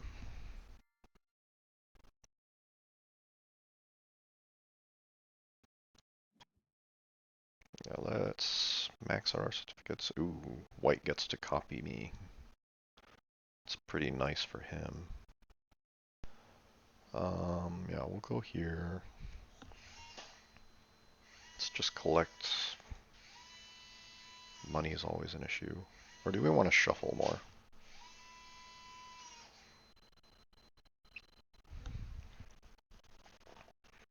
I think. So what can I do with $9? $11 once I dump a black. Of $11, I'll buy a cow for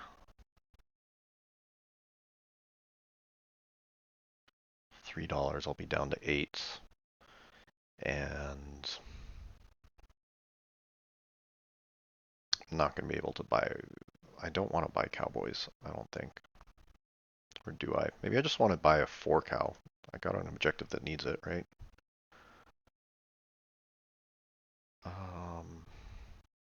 Oh, it's the one on my hand. But it needs 2 hazards. Where am I going to get 2 hazards? Man.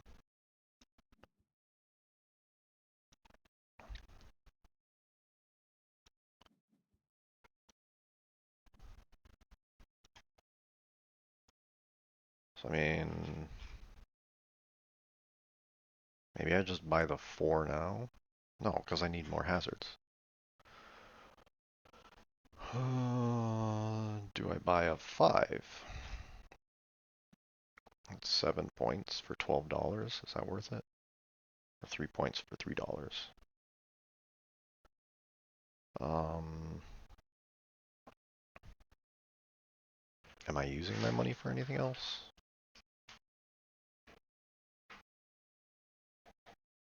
Probably. Yeah. Let's do 3 points for $3. Save our money.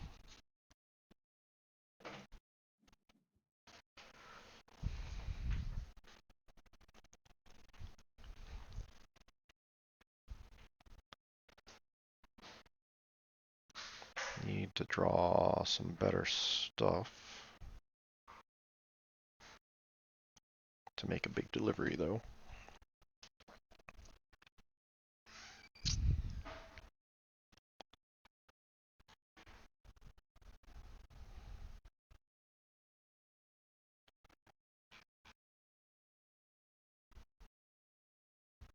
So this is actually a very good move by white here, right? Since he can copy my building to max out certificates. Maxing out certificates is very good for him, given this station master tile, right? Force it, four certs over there gets him 6 points. 9 points if he gets this disc off, which is likely. Because he hasn't hit Chicago yet, so, I mean, if he's maxing out certs, it should be easy to get a Chicago disc.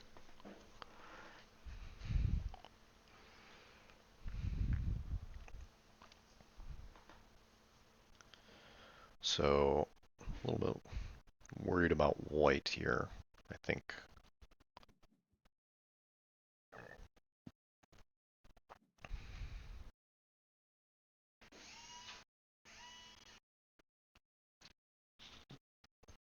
I'm not sure what avenues yellow has for scoring, so I don't think I'm too worried about them, right? He's dumped his engineers into station masters and now he's pivoting to cowboys, but I think it's just too late to be going for cowboys. Um, right. To score points as cowboys, you need to be buying cows all game long. I think it's just too late for that.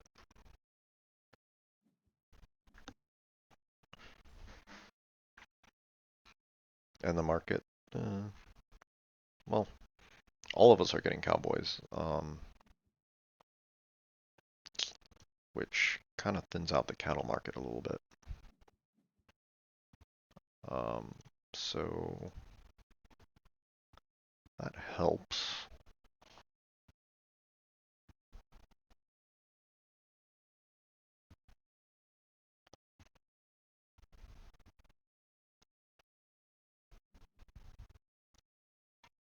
So I can make a 15 delivery to Pittsburgh.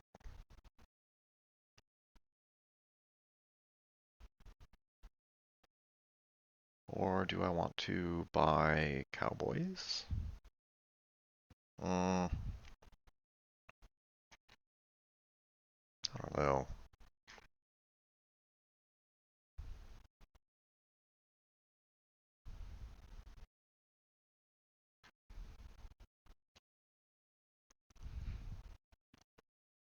What does a third Cowboy get me? What can I buy with 3 Cowboys? Can make a double buy. I could buy a 4 for a lot cheaper.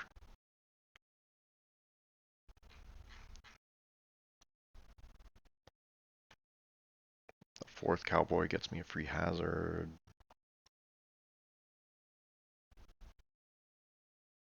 I don't know. I don't think more Cowboys does enough. Oh, it does help my shuffler. I mean, this space doesn't do anything for me either, right?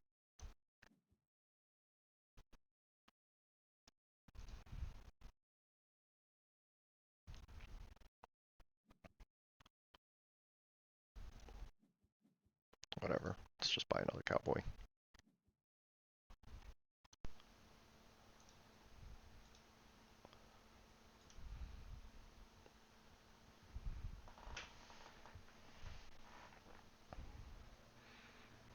Still have enough certs for a 14 delivery. Do I go for that now? Or do I want a black disc? Do I need movement, right? Because I'm just zipping here, then shuffling. Right, I don't really need movement speed. So yeah, I guess I just go for the 14 and let's take this disc off, I guess. A double auxiliary action will get me close to a station, but not quite.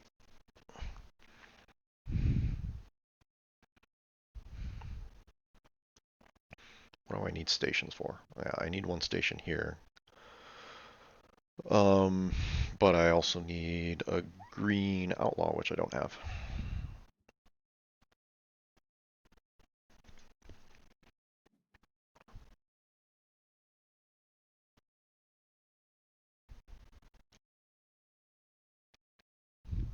So I could go here, because after I deliver, I could place this green outlaw.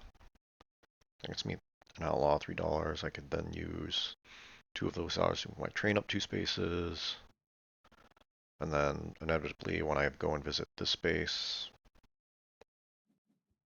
that'll get me 1 more movement. So then I could complete that objective. Is it worth it? Seems like a lot of commitment just for 3 points. I think I'd rather just ignore that card.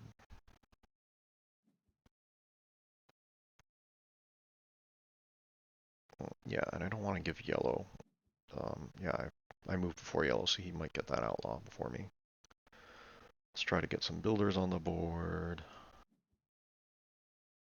Yes. Spend all our certs, because we get them all back. And we'll go to Pittsburgh because we don't know if we're going to hit 14 again next turn.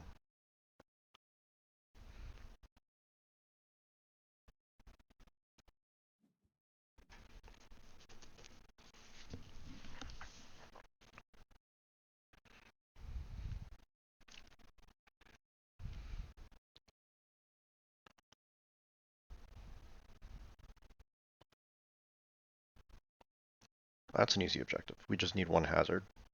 Let's do that one.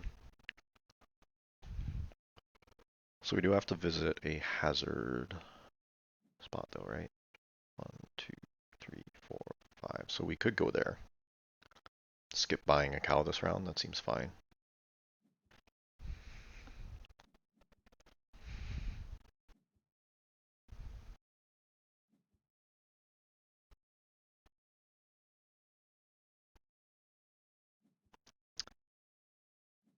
Point, 3 point.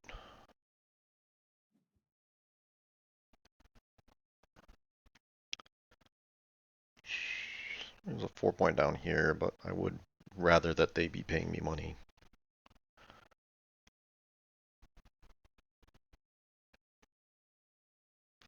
So I think I'd just take this hazard here by the rocks, because I don't think that changes yellow's decision of which path he takes, because he's either giving him money to me or to white. But if he goes north, he also gets money in the bank, so I don't think it changes anything on his end.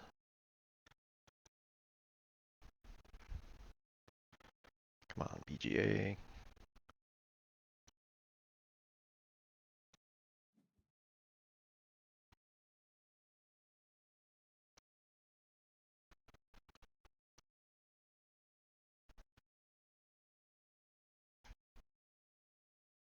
What is this?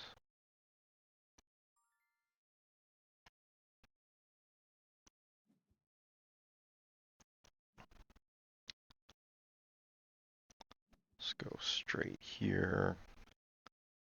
Dump our ones and buy a hazard. $4 hazard, thank you.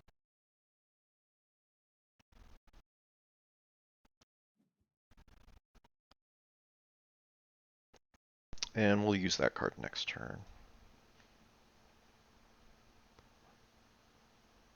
That one we're probably not going to use. So we need a, yeah, like I was saying earlier, we need a station, we need a green outlaw, and it's just too much out of our way to be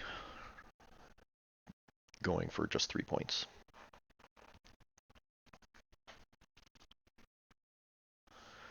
Right, and even with this terrible hand that's got 2 objectives in it, we can still score 12 and hit Toledo.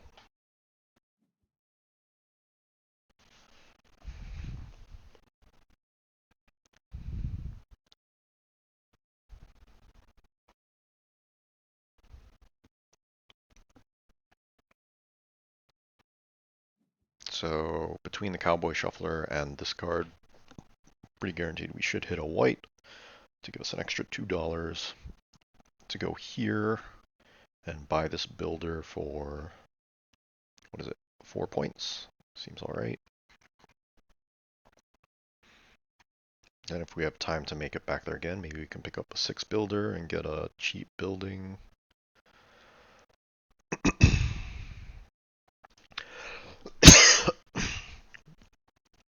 Ooh, 20. So building that over this would be 7. Building this over one of these guys would be 6. Building that straight up is 6. 5, 4, 4. Yeah, so maybe with our last move, we just go build this guy. $3 for 7 points, not bad. Right, this is assuming on the very last turn.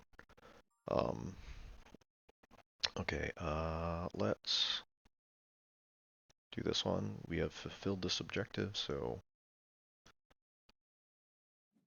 we're good with playing it. Discard 1, 2, 3. Hit our shuffler. Yeah, sure. What's the last one in our deck? A gray. Not great. And if we have to discard 3, 1, 2, well, weakens our delivery a little bit, but it's fine.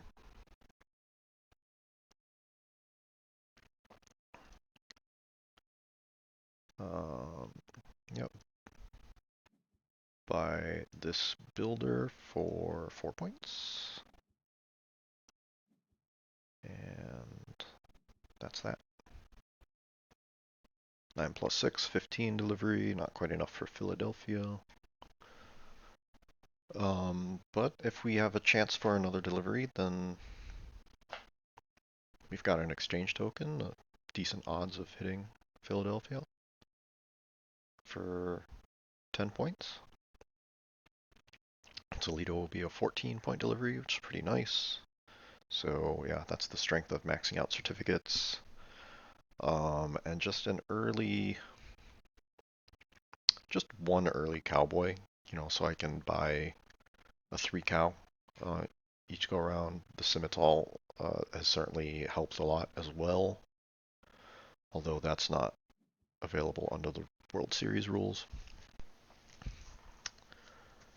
Um,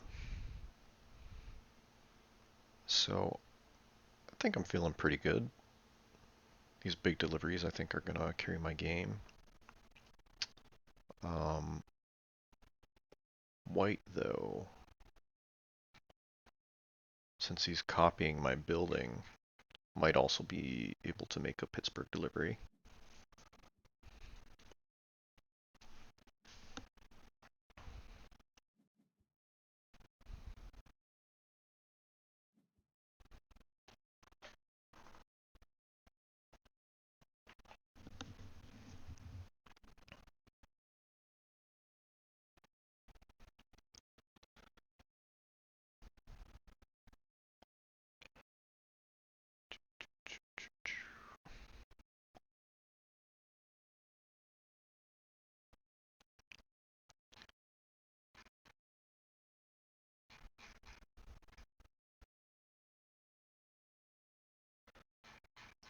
So I still don't think yellow's a threat. Um, he went the station master route, but for whatever reason, he's just kind of lacking on workers. Looks like he's pivoting to cowboys, but the game's almost over and he's only got 3 cowboys. I don't think he's gone and bought a whole lot of cows. I'm sure 2 permanent certificates is nice, but me and Gray are maxing out 6 certificates every round, which is better. Leaning into these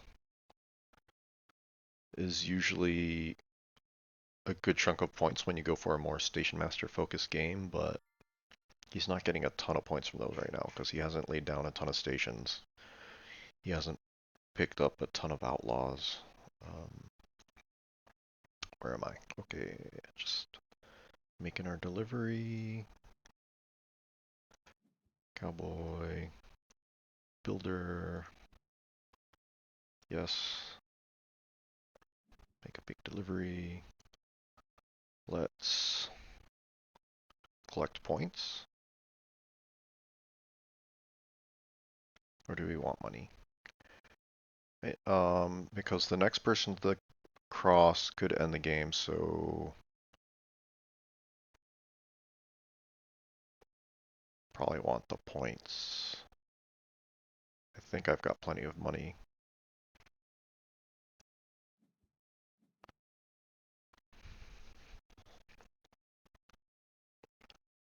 Right, so if I can move 4, if I were to stop to build, I could go 1, 2, 3, 4. Not enough to get to my shuffler. Should have thought about that maybe. But I don't think I have enough money to build and buy a worker. So I think that's alright.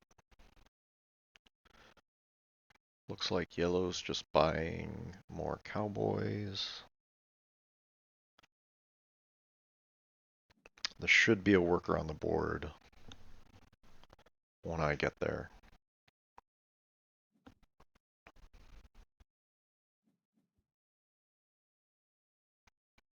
We'll see what Gray does. Gray could just end it on this move.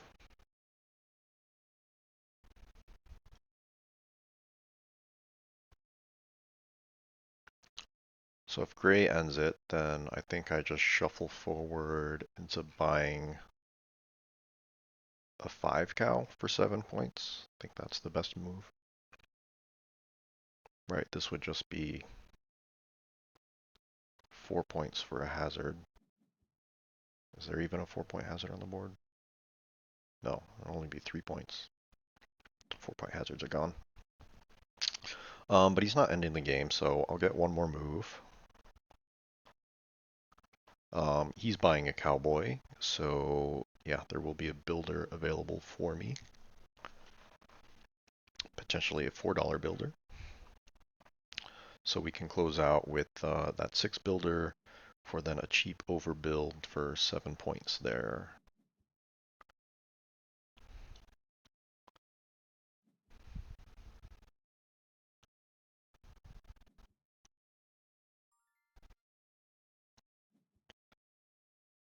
Question is, how much money do I need to do that?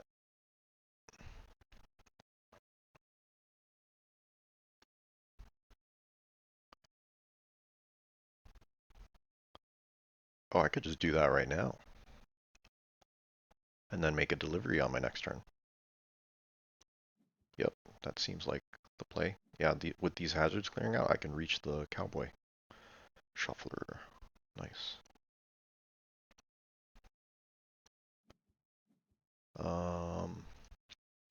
Don't care about that. That. All duplicates. That might not be enough to hit Philadelphia, though. I need 10 to hit Philadelphia.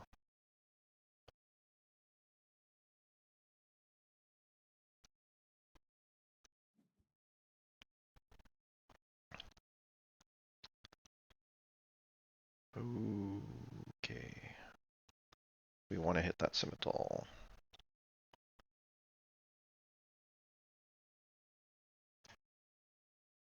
There's no more blacks. There is another green.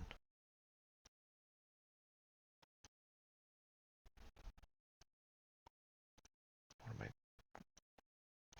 I mean, yeah, it is duplicates any way it goes.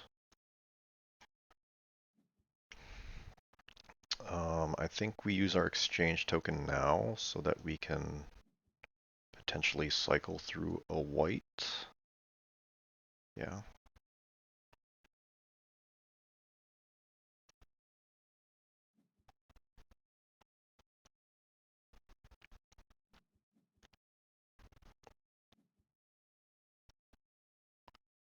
And hire that worker.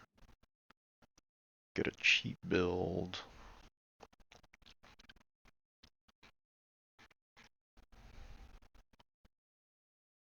We could buy a cowboy as well. Let's figure out this build first, though, right? I said this was the most points. And yeah, we can buy a cowboy to get a free hazard.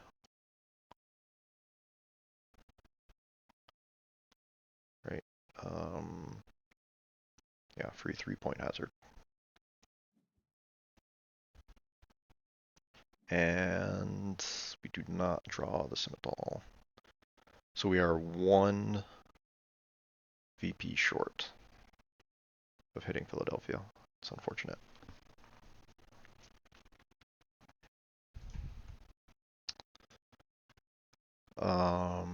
If they don't end it, I could use an auxiliary action to cycle one.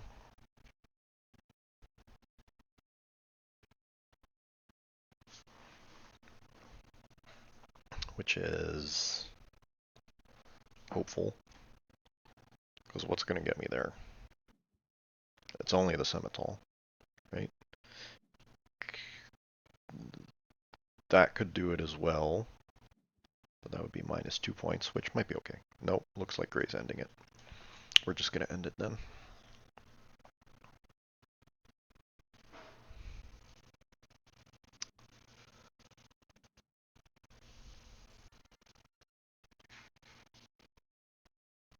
Yep. Last move is a delivery. Doesn't matter. Yeah, add all of our certificates together.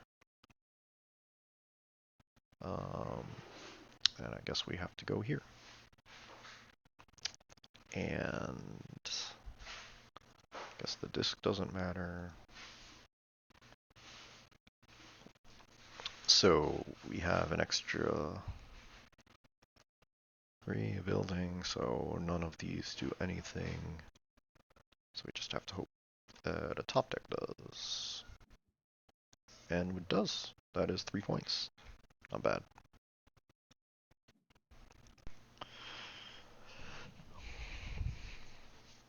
So didn't do great on objectives this game with lack of stations.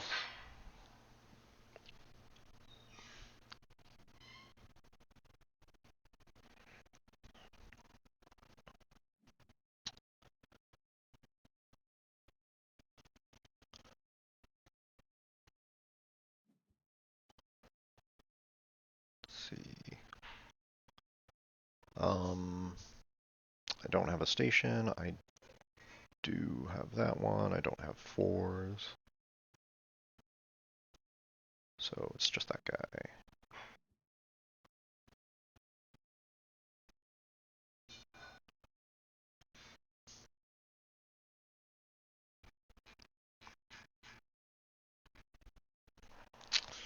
See how it turned out.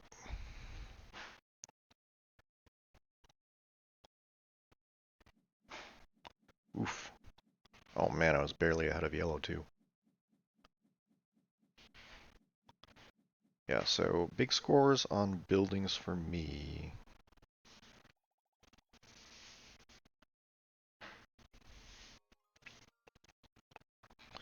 Where did it go wrong? Yeah, I think it's just a bit awkward when you commit to one type of worker and then they just don't come out, right? Um, I picked up 2 builders really quickly, but then they just never flipped out of the bag. It just loaded up with engineers on the board. Um, yeah. So my last delivery ended up being 0 because I picked up a 3-point objective, got minus 3 points for the disc. Um, a Philadelphia delivery would have got me 10 points, which still would have put me behind by 5. So that didn't help. Yeah, so white actually picked up a lot of points from cattle as well. Yellow kept up with me in the cattle department. Yeah, I got crushed on objectives. Yeah, a lot of points from station masters with those certificates.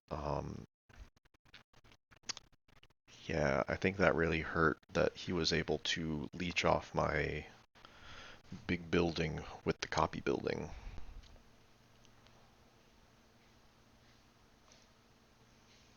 Maybe the initial placement of my taxer wasn't great because they all just avoided it.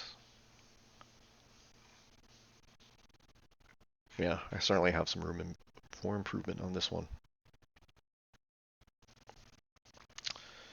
All right, here we go. Let's take a crack at Splendor.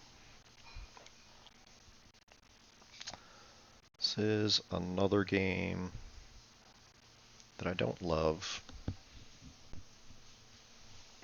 We'll see how it goes.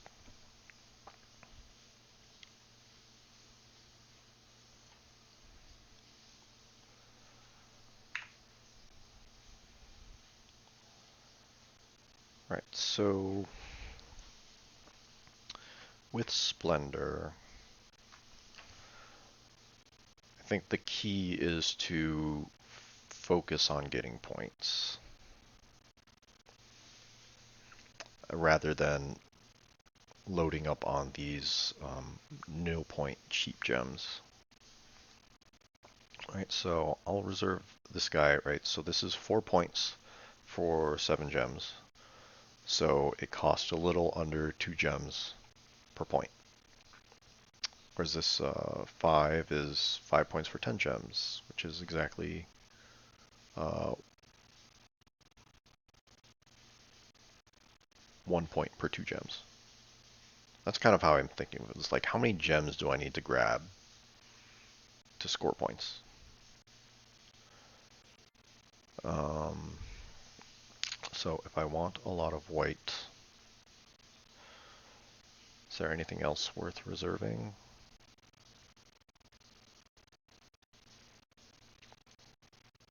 maybe I go for this guy too. Right? And so my thought process here is let's try to grab some whites, cheap white gems, and then those will pay for themselves by paying for these um, big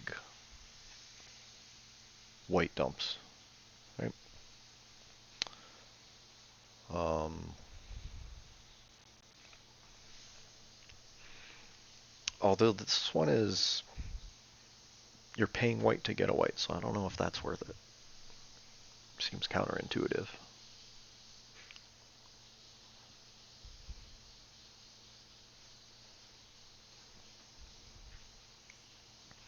And blues are out, so that makes it a little more awkward.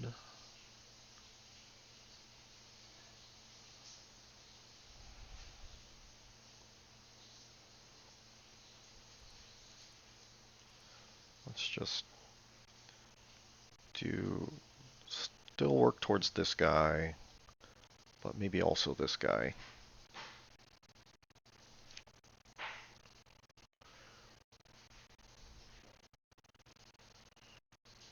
So he's sitting on 5, 6, 7 gems, so he's probably not going to spend those blues.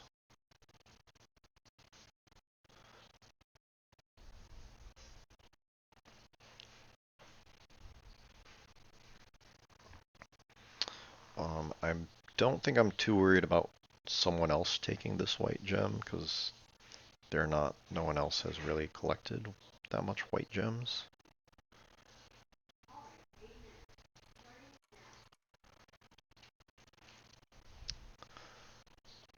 Let's see.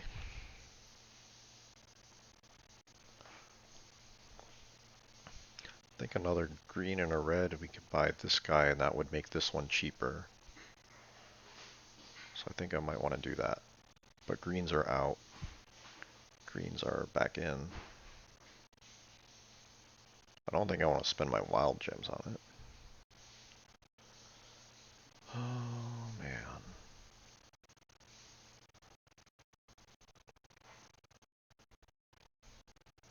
But I guess I am. Oh, that seems bad.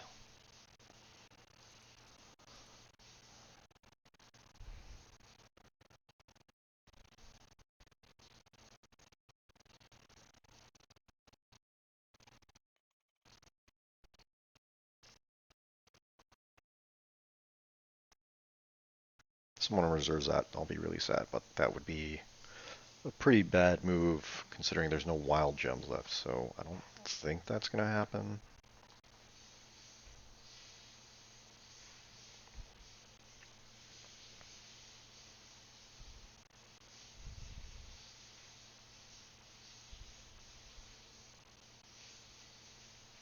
So my last move, I essentially collected 0 gems, but it saves me from having to spend 2 wilds, so I think that's okay.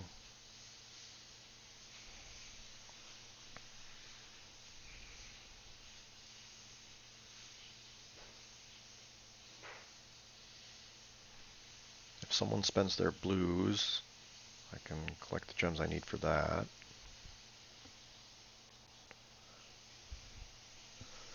Then maybe I want to reserve this one and just keep stacking on whites. So I think if you do get cheaper gems, you want to make use of them for the other gems you're buying.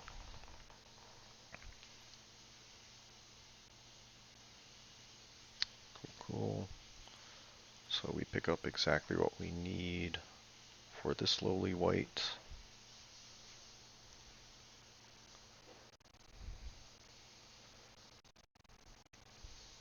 If it gets reserved, I'll be annoyed.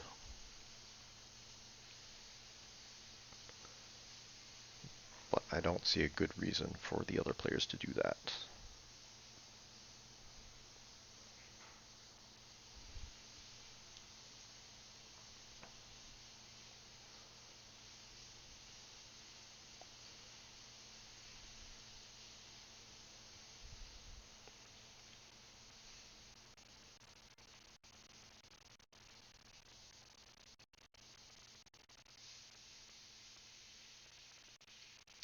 think making sure we get this is more important.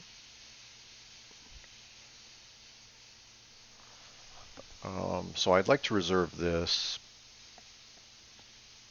Yeah, I was worried that the wild tokens might run out, but looks like they will stick around.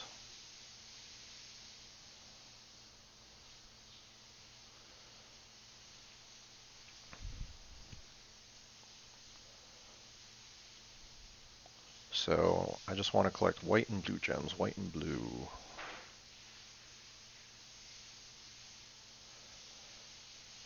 This could end up being fairly cheap, but I mean 1 point is not that great. Same with this guy. White, blue. Does anything else matter?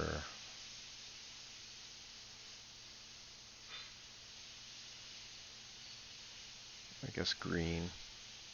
Could mess up our opponents, right? As being the one that is low in stock.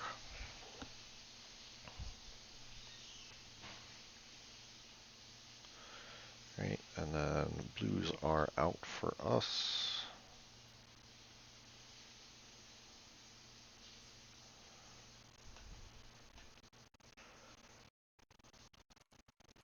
Keep collecting white, blue, and red. Since red was at 4, that denies anyone thinking about taking double red.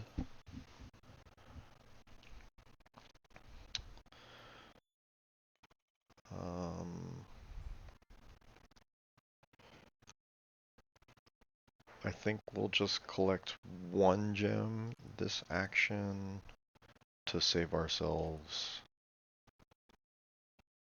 from having to use wilds still.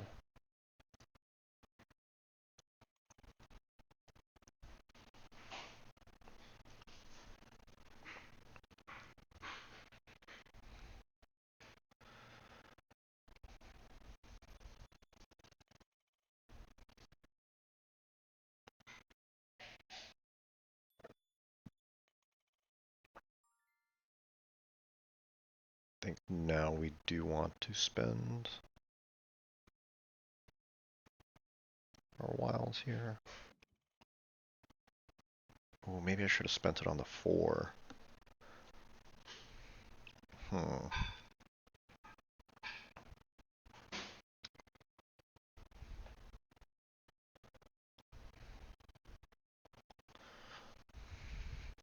Alright, so we're sitting at 6, we've got 6 in hand, so we do need 3 more points.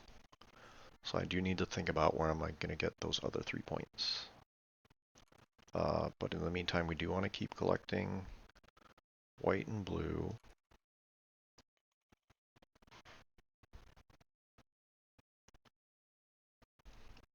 Like, all these 1-pointers do not help. This 3-pointer, it does have white and blue, but that's just a lot of stuff we don't want. But maybe we should start working towards it.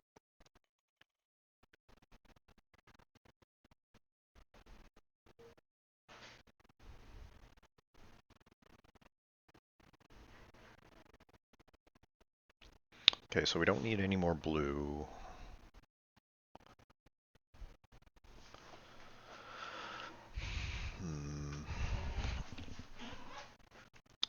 We do want white.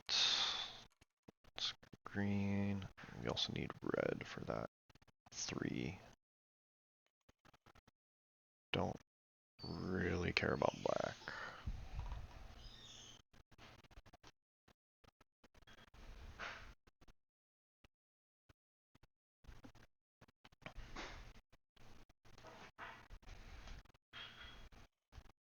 So I think at this point we reserve this guy and we've got our path to 15 lined up. Except we don't have... we don't have...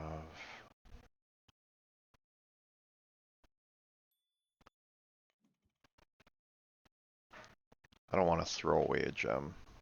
So that's why I did that. I don't think that's going to go away. Ooh, that's... would have been nice. Um,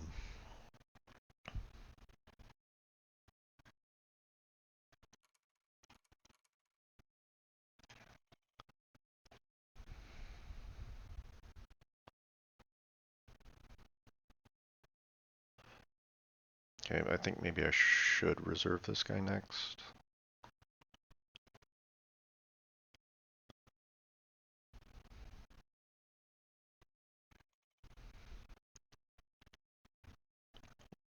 Especially if that last white gets taken.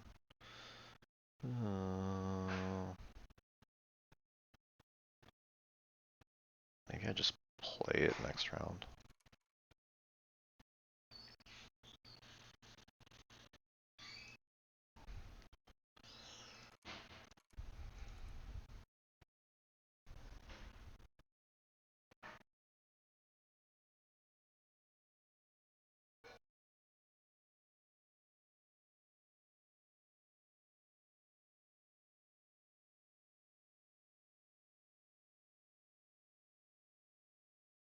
Let's reserve it.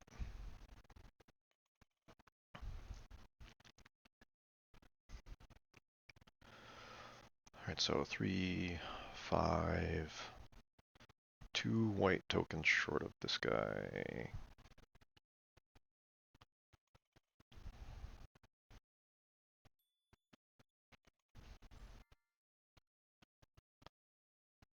I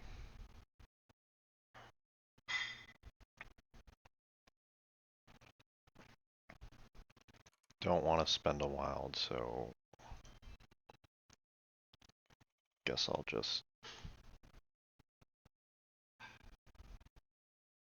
discard something.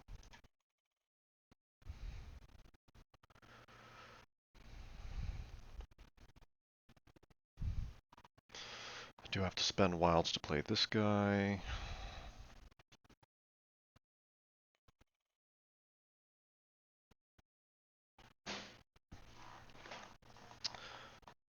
The next step is just I need to collect whites.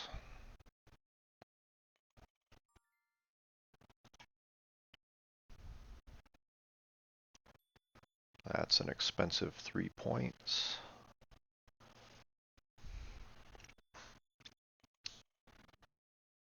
Just need a lot of white now. Ooh, that could have been good.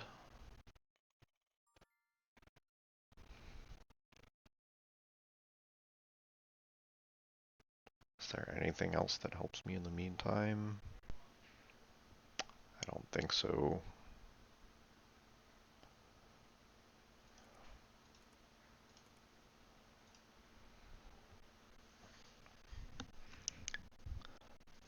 What I need is for red to spend his whites. Because there's no way I can get enough whites to play this if he keeps holding on to 3.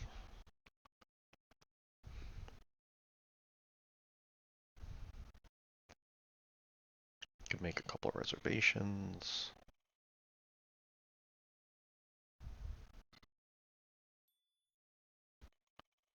Oof. Looks like blue might be ending it soon. That is interesting, but is a point short of ending. Could play like this and this.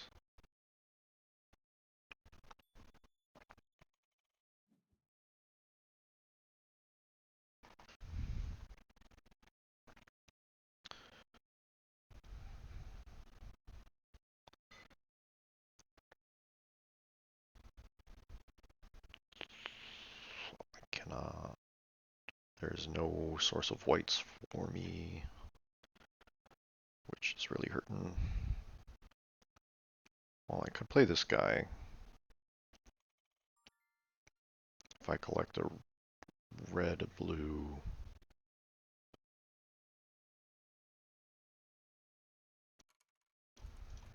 And then that works towards that guy as well. So if I take this guy next turn, that would cost me my wild for the red. Then I'd be at 4 white. I'd be short a bunch of red. Um, oh, there's the end. Guess do the only thing that scores me a point. Oof. And that's Splendor.